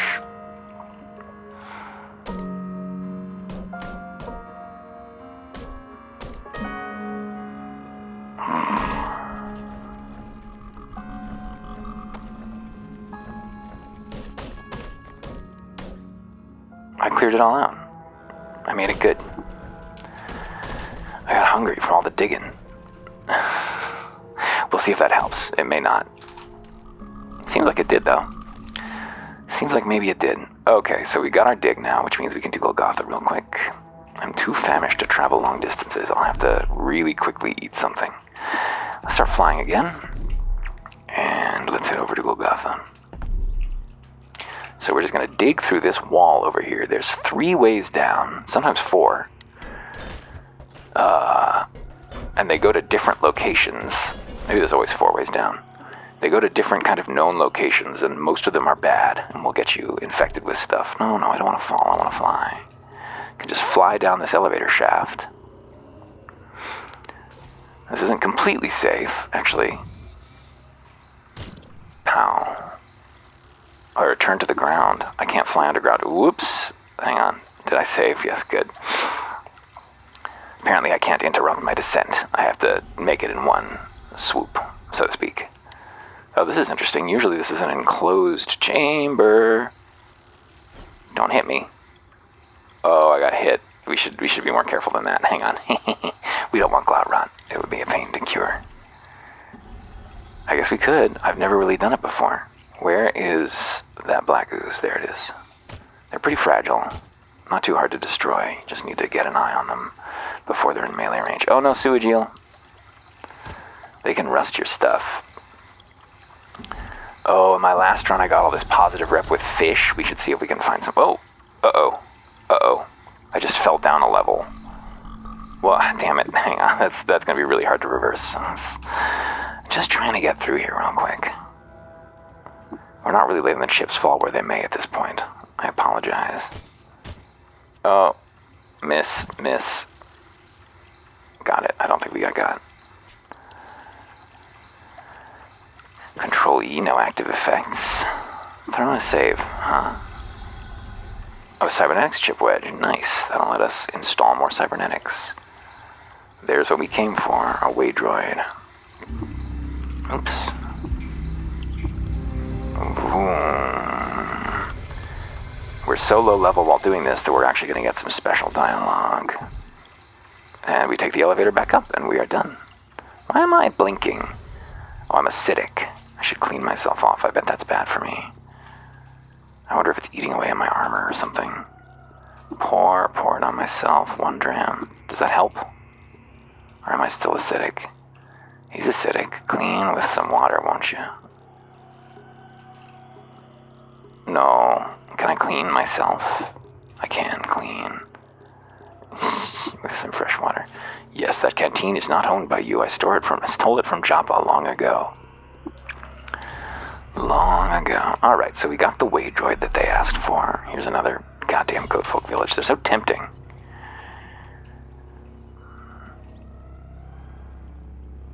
The They usually have some good stuff in them. No chest in here. Move with care. Oh, gunman.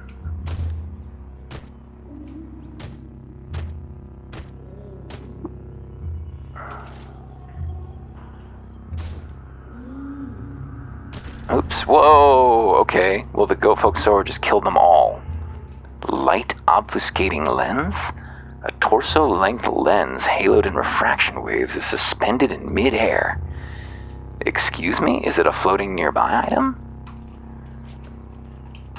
It is a floating nearby item. That's fun. Cool. Give me this carbide sword. Give me this snakeskin armlet. Oh, that's a Gofo clip-off? What's he doing here? Oh, what's going on with me now? Why am I... Oh, because the light's obscured around me. Oh, I'm time-dilated. That's what's going on. What's a clip-off doing here? He's a shaman. A braid of roasted frog skin stretches taut over her swollen pecs and fastens a satchel to her hip. Her hooves are stained with an unclassified mixture of blood, and spittle flies from her bleeding mouth into a tuft of scraggled chin hair. They got a little psionics, but not enough rage attacks. Wow, that was worth a lot. Weird artifact. Flaming carbide hammer. Gun guy. Oh, very dangerous. I know there's hostiles nearby. Fly away. That's the whole point. Reload, and then drop back down, and he's still there for another try. We got him.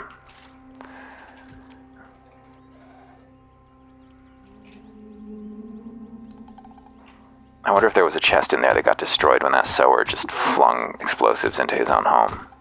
Because he hated me that much. Carbide battle axe. Yeah, there's nothing actually to loot here. I think that maybe the chest was destroyed. Another Code Folk village. There's so fucking many of them.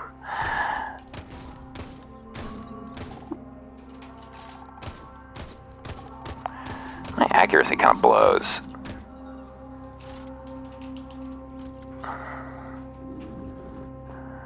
Maybe we should save. Strange plant. A folded carbide. Mirror shades. Light flecks break themselves on the silver mote and rush back to their place of origin. The signifier becomes the signified. The simulacrum is resolved. Sure. That's pretty good. Let's get that. Oh, leave. Leave. Do not be here. Current location. Leave.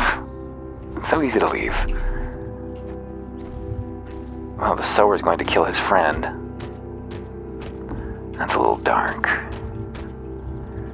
We should get back to the grid gate and get a better weapon.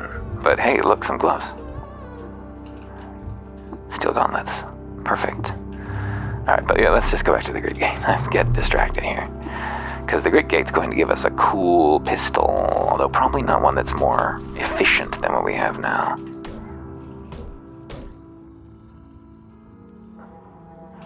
The problem is that the tiles don't line up, I think.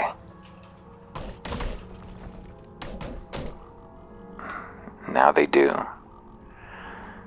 There, I think that should fix things. Where's the Waydroid? Scrapped Waydroid. You just use repair. It's not... Have you completed the task? Can I look at the communications panel? Metal slats diffuse the volume of a two-way speaker. A small button pops from the bottom corner. Have you completed the task? Yes. The slot opens from the center of the door. A bright red light shines through. Several minutes pass. You may enter. Simply walk through the force barrier, make your first two lefts, and speak to Steward Otho in his office. We'll actually go through the force barrier this time. Force barrier. Potential is polarized into a scarlet hex mesh and keyed to its arranger. Objects are blocked unless they are molecularly whitelisted. Panes of polished glass were frosted dark and fit on a slide rail. Hello, Otho. He stands with tremendous important stillness, as if upon some hidden but vital vertex of the Enclave. In Barathroom's name, he's conferred upon himself the tonsure of stewardship and shorn his hair from his scalp. His snout narrows in proportion to the tight corridors around him. His robe is impeccably clean. Waydroids beep and whir at him obediently as they scuffle past. Disliked by mollusks and the cragmensch, that doesn't matter very much. Welcome to Gridgate. I am Otho, Barathroom's steward. I apologize for the manner of our introduction, but we must take precautions. Qud is an unforgiving place. You demonstrate tremendous promise and have returned from Golgotha with such inexperience. Take this firearm as your reward. It bears the mark of our finest gunsmith, Sparafusil. Take this bracelet as well. Return when you are ready to discuss the signal. Thank you. I will return. Give me the chain pistol. Hell yeah. And a hologram bracelet. Oh, I'm gonna name my chrome revolver. Name it based on Maffeo's culture. Natty P. Sure. We'll go with Amorous Natty P. Reputation goes up. Is this one Natty P? Yeah, nice. And let's stick our Masterwork scoped chain pistol in there, too. Multiple ammo use per shot, 4. So we're just going to be firing a lot. Not very accurate, though. It'd be great if we could get a hold of this scoped. Somebody around here teaches something that we want. Mollusk cracking machine. Teach me tinkering, please. That will save me. Oh, and craft Hulkani injectors. Do you take the location of... Yeah, Forgotten Ruins is. Might as well share that. It's valueless. We'll find so many of those, it doesn't matter. Hulkani injectors? Why not? I could learn to craft the porridge. I don't know if I'm interested in learning to cook the porridge. There is actually an item I wanted to get over here as well. Here, attack this one. The power of digging.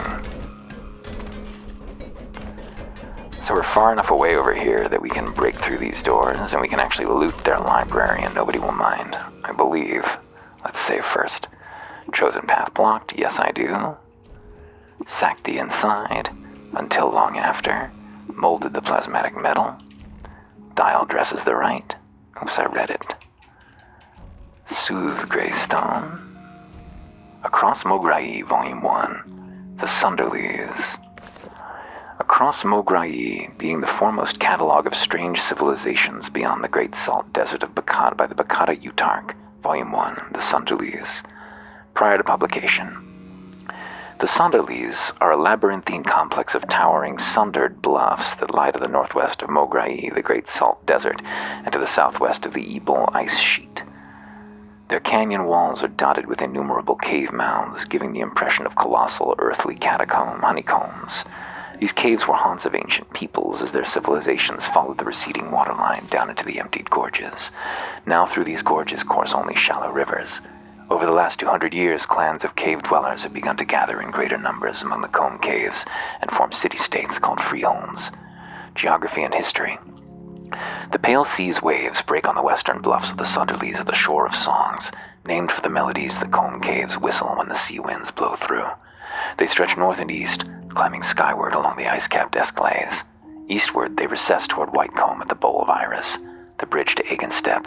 To the far east, they rise again toward the hanging hills in the land called Odrum. The comb canyons dry up as they course southward into the Great Salt Desert, though the most westerly ones spend their water into the pale marshes. Several millennia ago, the migrants who followed the receding waterline down into the Tubi Desert basin were largely wiped out by the onset of the Ice Age. Most of the clans perished. Those that survived were driven deep into the lightless comb caves where the last vestiges of technology warmed the sheltered earth. The Sunderlees were devoid of higher life during the coldest centuries. Giant ice-sheathed worms coursed their way through the frozen caves, and woolly rocks made their nests atop the snowy peaks, but what remained of man did not emerge for thousands of years.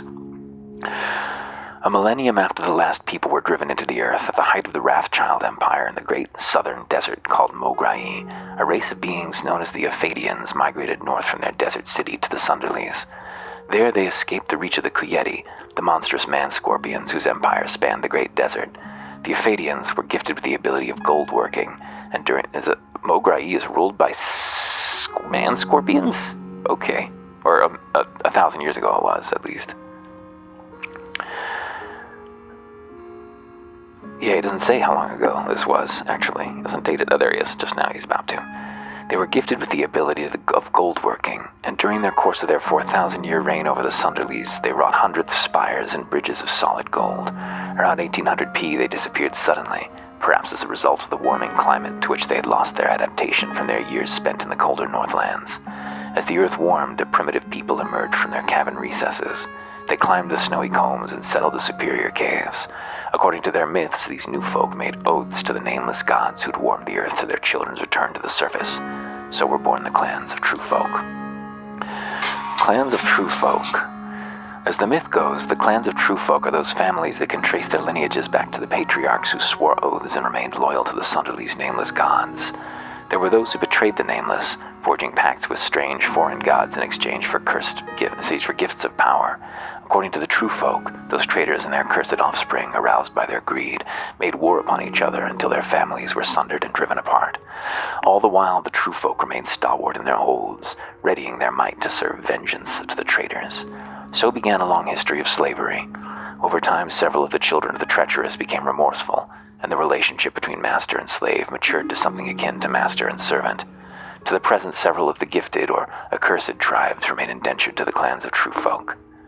Great clans, Clan Soter. The Soters, one of the eldest and largest of the 8 clans, have dwelled in the comb caves along the shore of Songs for 1,000 years. They claim descendancy from Soter Stone Hands, who woke thirsty from his cave one morning and beat his fists against the earth until the gods summoned the pale sea to appease him. For hundreds of years they have warred with Clan Rowan, various mutant tribes, and the slug mounters of the southern marshlands, though recently their feud with Rowan was put to an end by the founding of Perth. Clan Soter's sigil is a sundered mountain. Clan Plutarch. Clan Plutarch descended into the Sunderlies from the frozen Esclades a millennium ago. Their patriarch was Plutarch Icewreath, who was said to be trapped in a glacier for thousands of years before the gods unfroze him, so that he might spread his progeny and rule. For 1,000 years, the Ice Kings have ruled the northern Sunderlies from Highreath Hall. Clan Plutarch's sigil is a blue crown wrought from shards of ice on a white field. Clan Lecrae. The Lecraes hail from the fertile bowl of Iris along the northern reaches of the Sunderlies. They trace their lineage back to Lecrae of Iris, called Lecrae the Bountiful, or Lecrae the Virile. Clan Lecrae maintains that they are the purest of the clans of true folk, as the Bowl of Iris was the last of the fertile lands untouched by the servants of foreign gods. Unsurprisingly, this notion is disputed by the other great clans. Clan Lecrae's sigil is a horn of plenty in a verdant green field. Other clans, Clan Karst. The people of Clan Karst are thought to have migrated to the western Sunderlies from the ice pyres adjoining fuming God's Sea.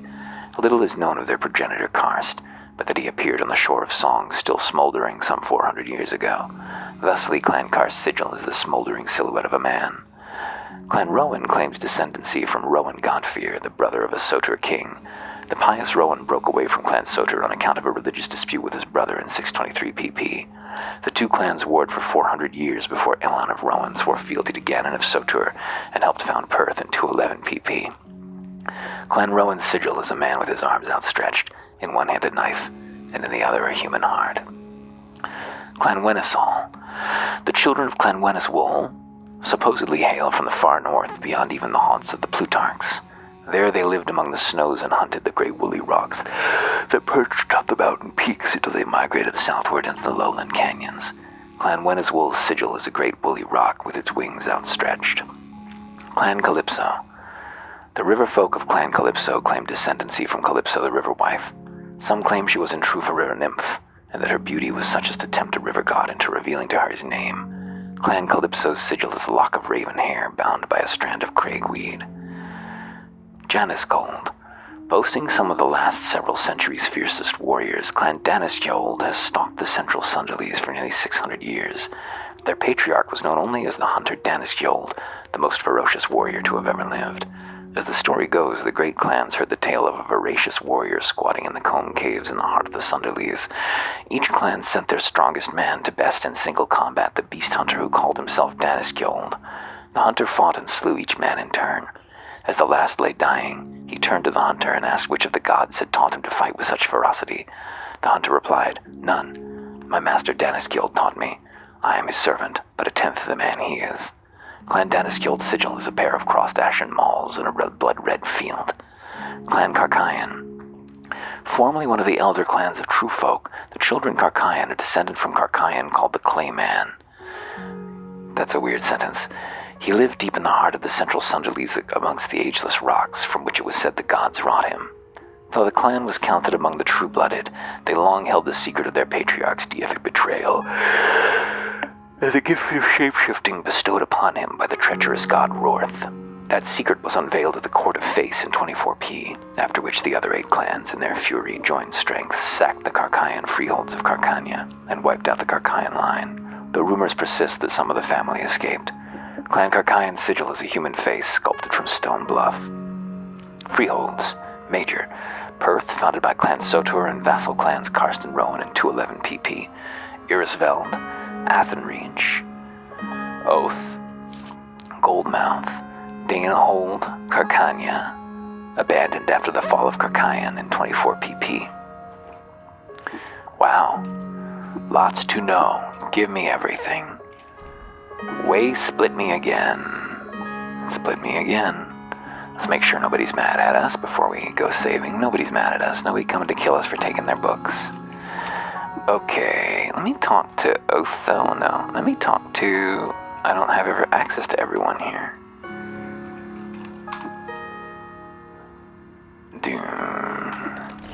Fix-It spray foam, that's really useful. Gold-flecked tube.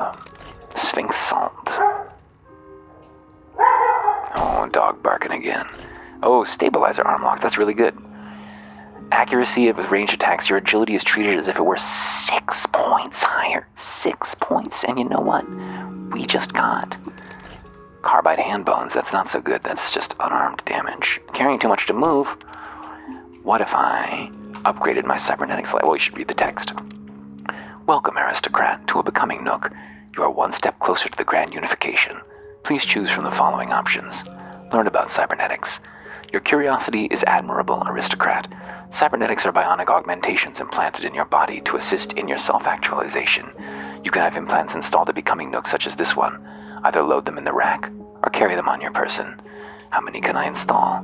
Insightful question, aristocrat.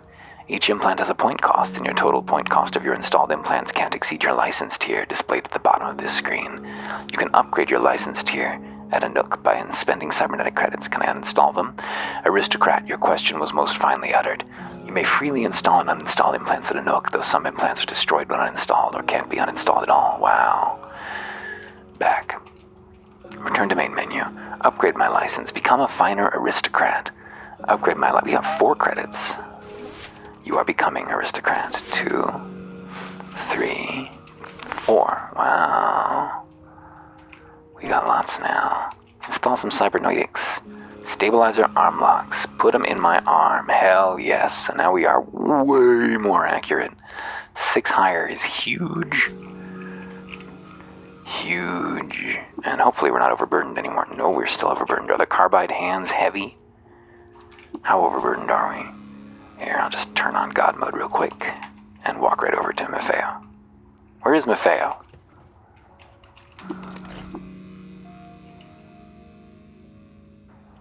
Why can I not find him? Oh, a sturdy chrome revolver, that's good. Swap that out for our other one. Those are food. We don't need. Maffeo, please be here. Okay, turn off God mode.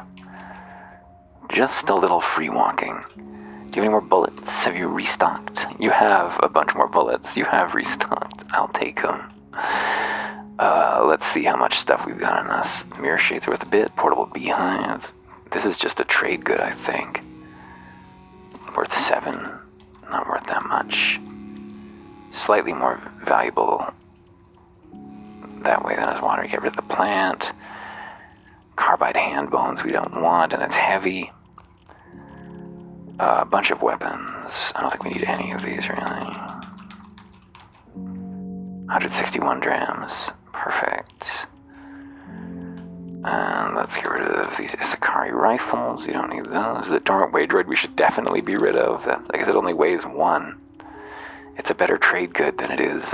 We don't need the basic toolkit anymore because the advanced toolkit acts as one.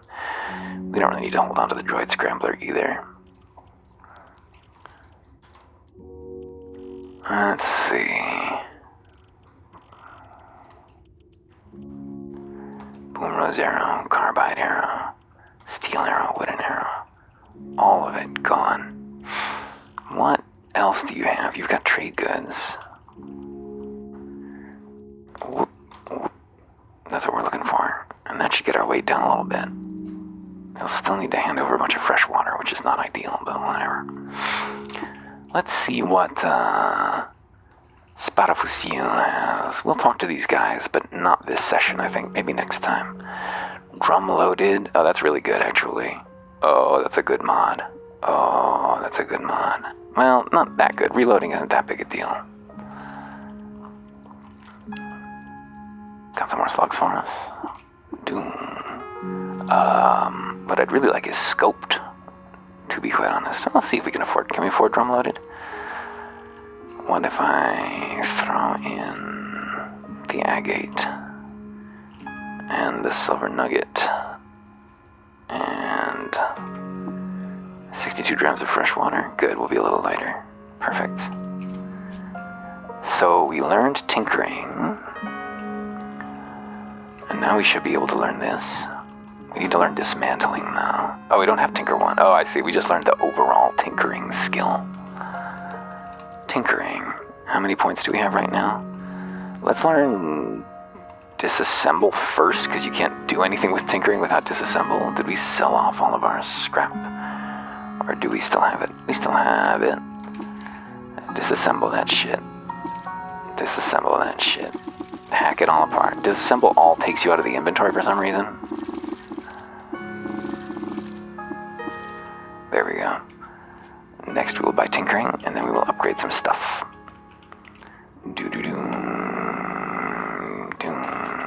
Yeah, we will talk to the Barathrumites next session. For now, I would like to do 2 dungeons, and then we will be done. Oh yeah, I got rid of my scrambler, so I'm going to kill the wage rights. Oh, are the wage rights dangerous? No. Just run. Oops. I made my life more difficult. Oh, there's a lot of wage rights. Just a large number of wage rights. I thought that they were pushovers. Oh, they are. Okay. We're pretty dangerous now. Definitely gonna run through the bullets. Firing a lot. Wage right. Oops. Oh, and it should be way more accurate, too. A Masterwork scoped chain pistol. Oh, and Natapee. Oh, but we can't really use Natapee because we want to use the other one instead. Well, it's fine. When we should use the sturdy one. We don't want to use the one that'll break. Give me the sturdy one, please. Alright, we're going to do 2 dungeons real quick. We're going to do the Rusted Archway, and then we're going to do Red Rock. We have famished. There are hostiles nearby. Turtles. Where is our pet? Where did Exosnake go?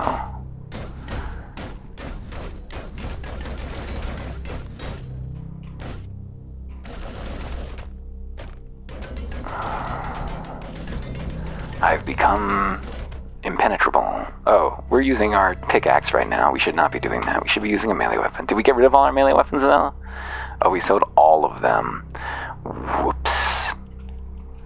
We sold all of our melee weapons. That was a mistake. Not a big one, but a mistake.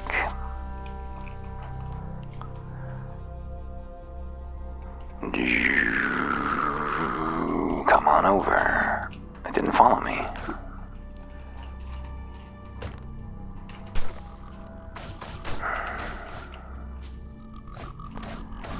Pigs all around us. Did we save?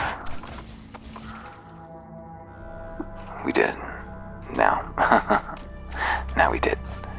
Pig. Rest, please. Just melee in. Oh. Yeah, unarmed is not serving us very well right now. Why would it? We are not built that way. Nice. Got 2 of them with 1 F, because my bullet's spraying all over the place.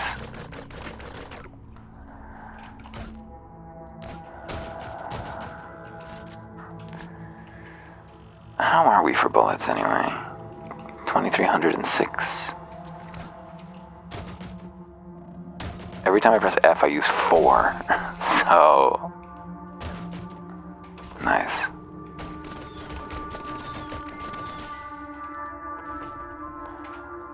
Prickler.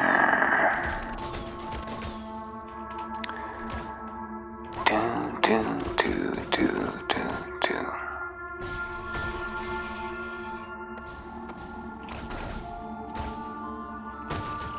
There we go. I was hoping to get both of them with one click, and I did.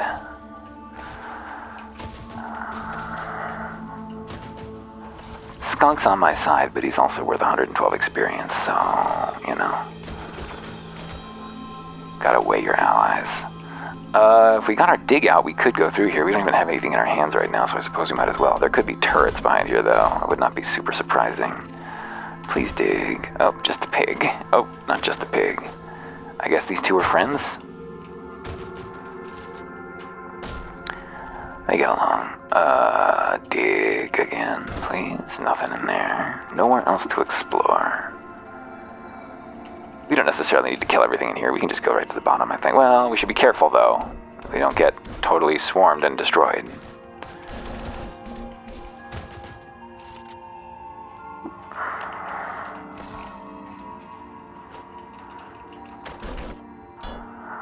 How much are those centipedes worth? Still 62.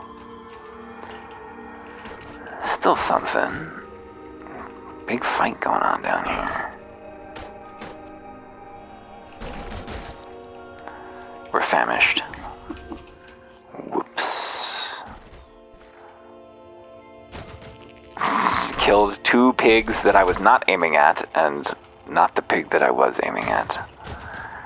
Perfect. Easy. Unfortunately, when you have a dig, when you attack a tile that has a plant on it, a wall tile, it digs the tile instead of attacking the plant.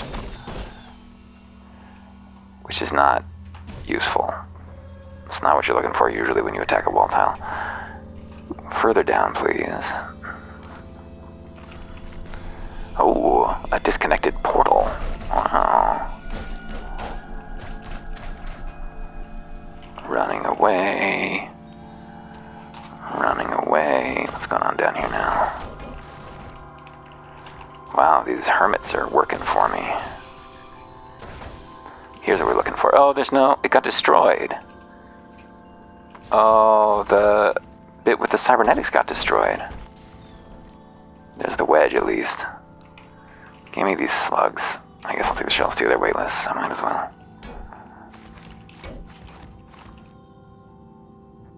Dig is on 5. Turret.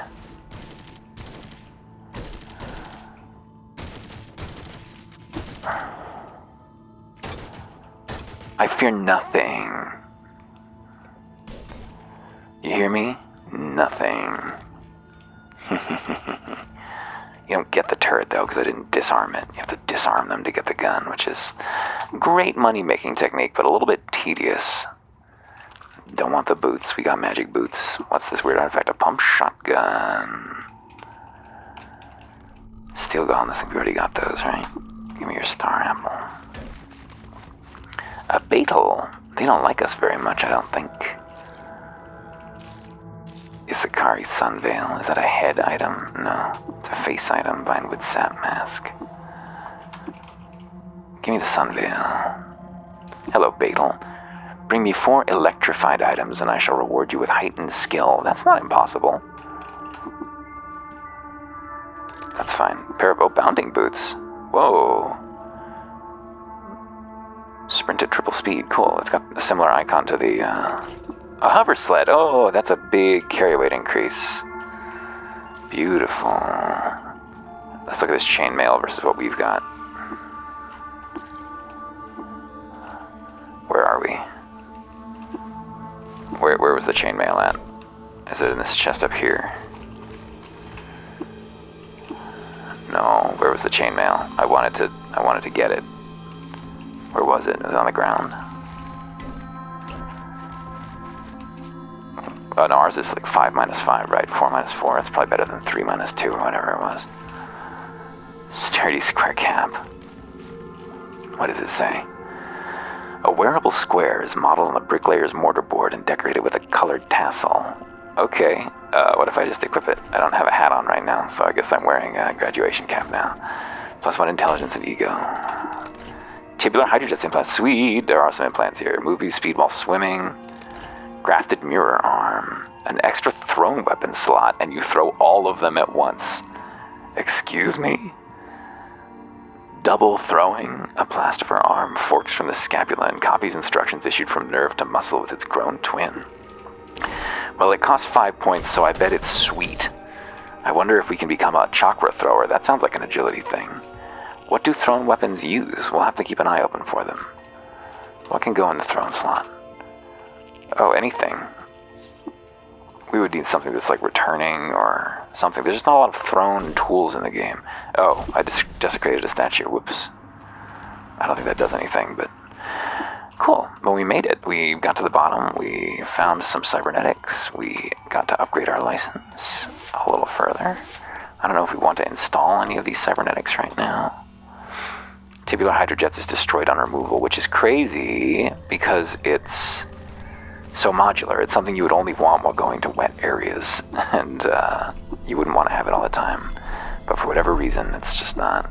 There's none of that here. Okay, we did it. We made it through the rusted archway. Now let's do Red Rock real quick.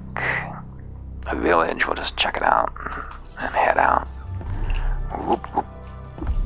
Travel to Red Rock. There we go. We're finally getting around to it. Oh, we disintegrated a baboon. There's our pet. He's back. Should we level him up? Should we advance him? Oh, I see an evil baboon. Well, they're all wicked, but shrewd baboon. Wet nostrils flare at the seat of his dropped snout, and furry arms wave in unpredictable motions. His eyes are full of stony mischief.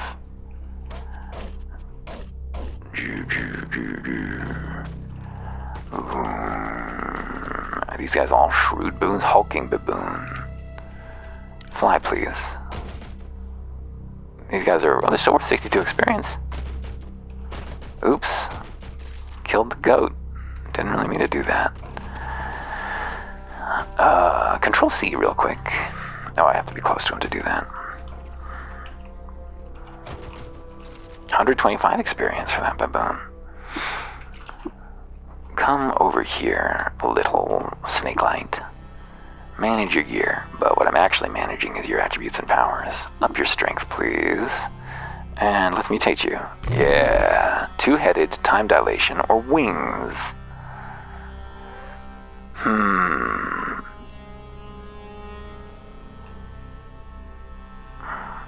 Time dilation seems like it might cause me problems. But he's not usually in melee range with me, so why not? Seems like fun. 60% quickly spending. Well, just one rank is probably enough. We'll just buy him more mutations. I really want to double muscle, but we take what we get. We can just go straight down here. There's no need to fully explore Red Rock. It's not going to be valuable to us at this time. Perfect. Oh, I gotta make sure he doesn't disintegrate all the Gersh. Yeah. Snake light. Manage mutations. Light manipulation. Wait, no. Oh, no, don't advance night vision, please. That's very wasteful. Acquire new mutations is what you want. But that's not really what I wanted. No, I don't want you to do either of those things. Manage mutations. Don't do either of those things. Don't do night vision or that. But what I want is the direct ability use and to turn off Lays. Forbidden. Just for a minute, just while we're looking for a corpse. Do.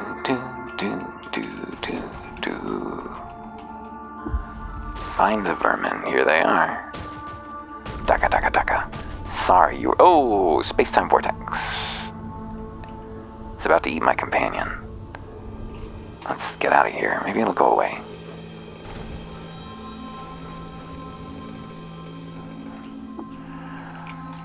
It did. It's a beetle bomb. Bonnet blue wings contour to its abdominal balloon. We've seen that one before. Oh, there's a really good skill we didn't take. Because we really wanted to get Tinker, I guess, but maybe instead of Tinker, we should go with Acrobatics, and we got +5 bonus to DV when flinching from missile attacks, and we can take Spry for another 2 DV. It makes us much harder to hit with guns. so that should be actually, we should have done that much sooner. Would have been helpful in those goat folk villages. We were just getting shattered. Now, this is kind of the fun part. Hopefully we can actually get hold of a Gersh corpse. That one didn't leave a corpse behind. There's one. There we go. Defanged Gershling. We didn't look at it. Oops. Where's its corpse? Pallid leg things twitch with zoetic insistence.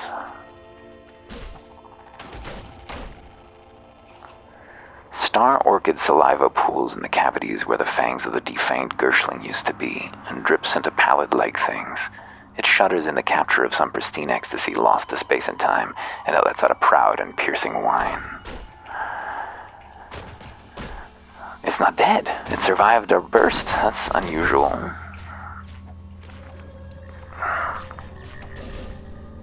I'm kind of acting like I'm indestructible, but I'm not. I should be careful. We should save. So if we follow this river south, there's a whole little adventure we can go on, which should be a little bit more challenging than what we were doing up to this point. I wish I had a melee weapon. I wish I hadn't sold all of them by accident. I knew that I was going to regret selling them, and then I did. I do have some melee weapons, but not good ones. I need the dagger. Give me the dagger.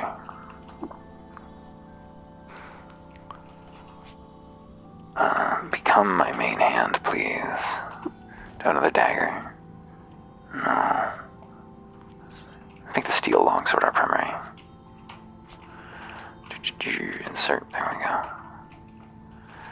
So we don't need to go down. What we want is to follow the river. Oh, it's a slug snout. Got him. We can install 2 of those things for super accuracy. That's arm stabilizer. Oh, is that a nullworm? It is a nullworm. We should save its body if we can. Oh, look at all these friends.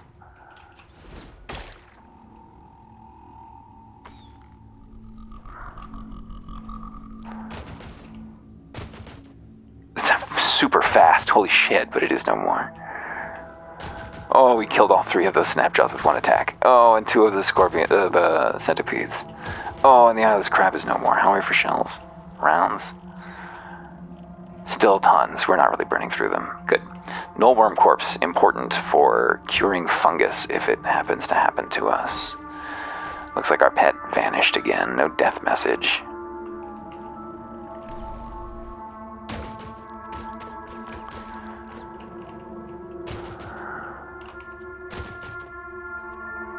Putting lead downfield, you know.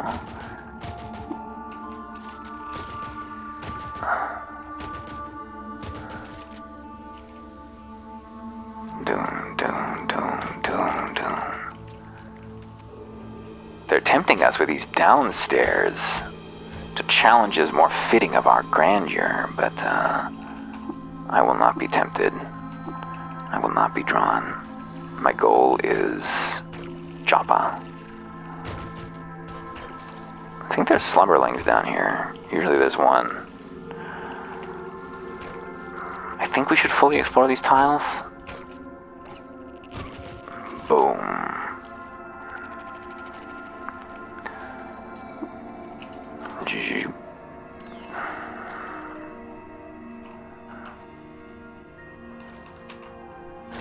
Oh.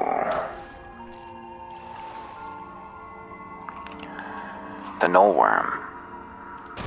There we go.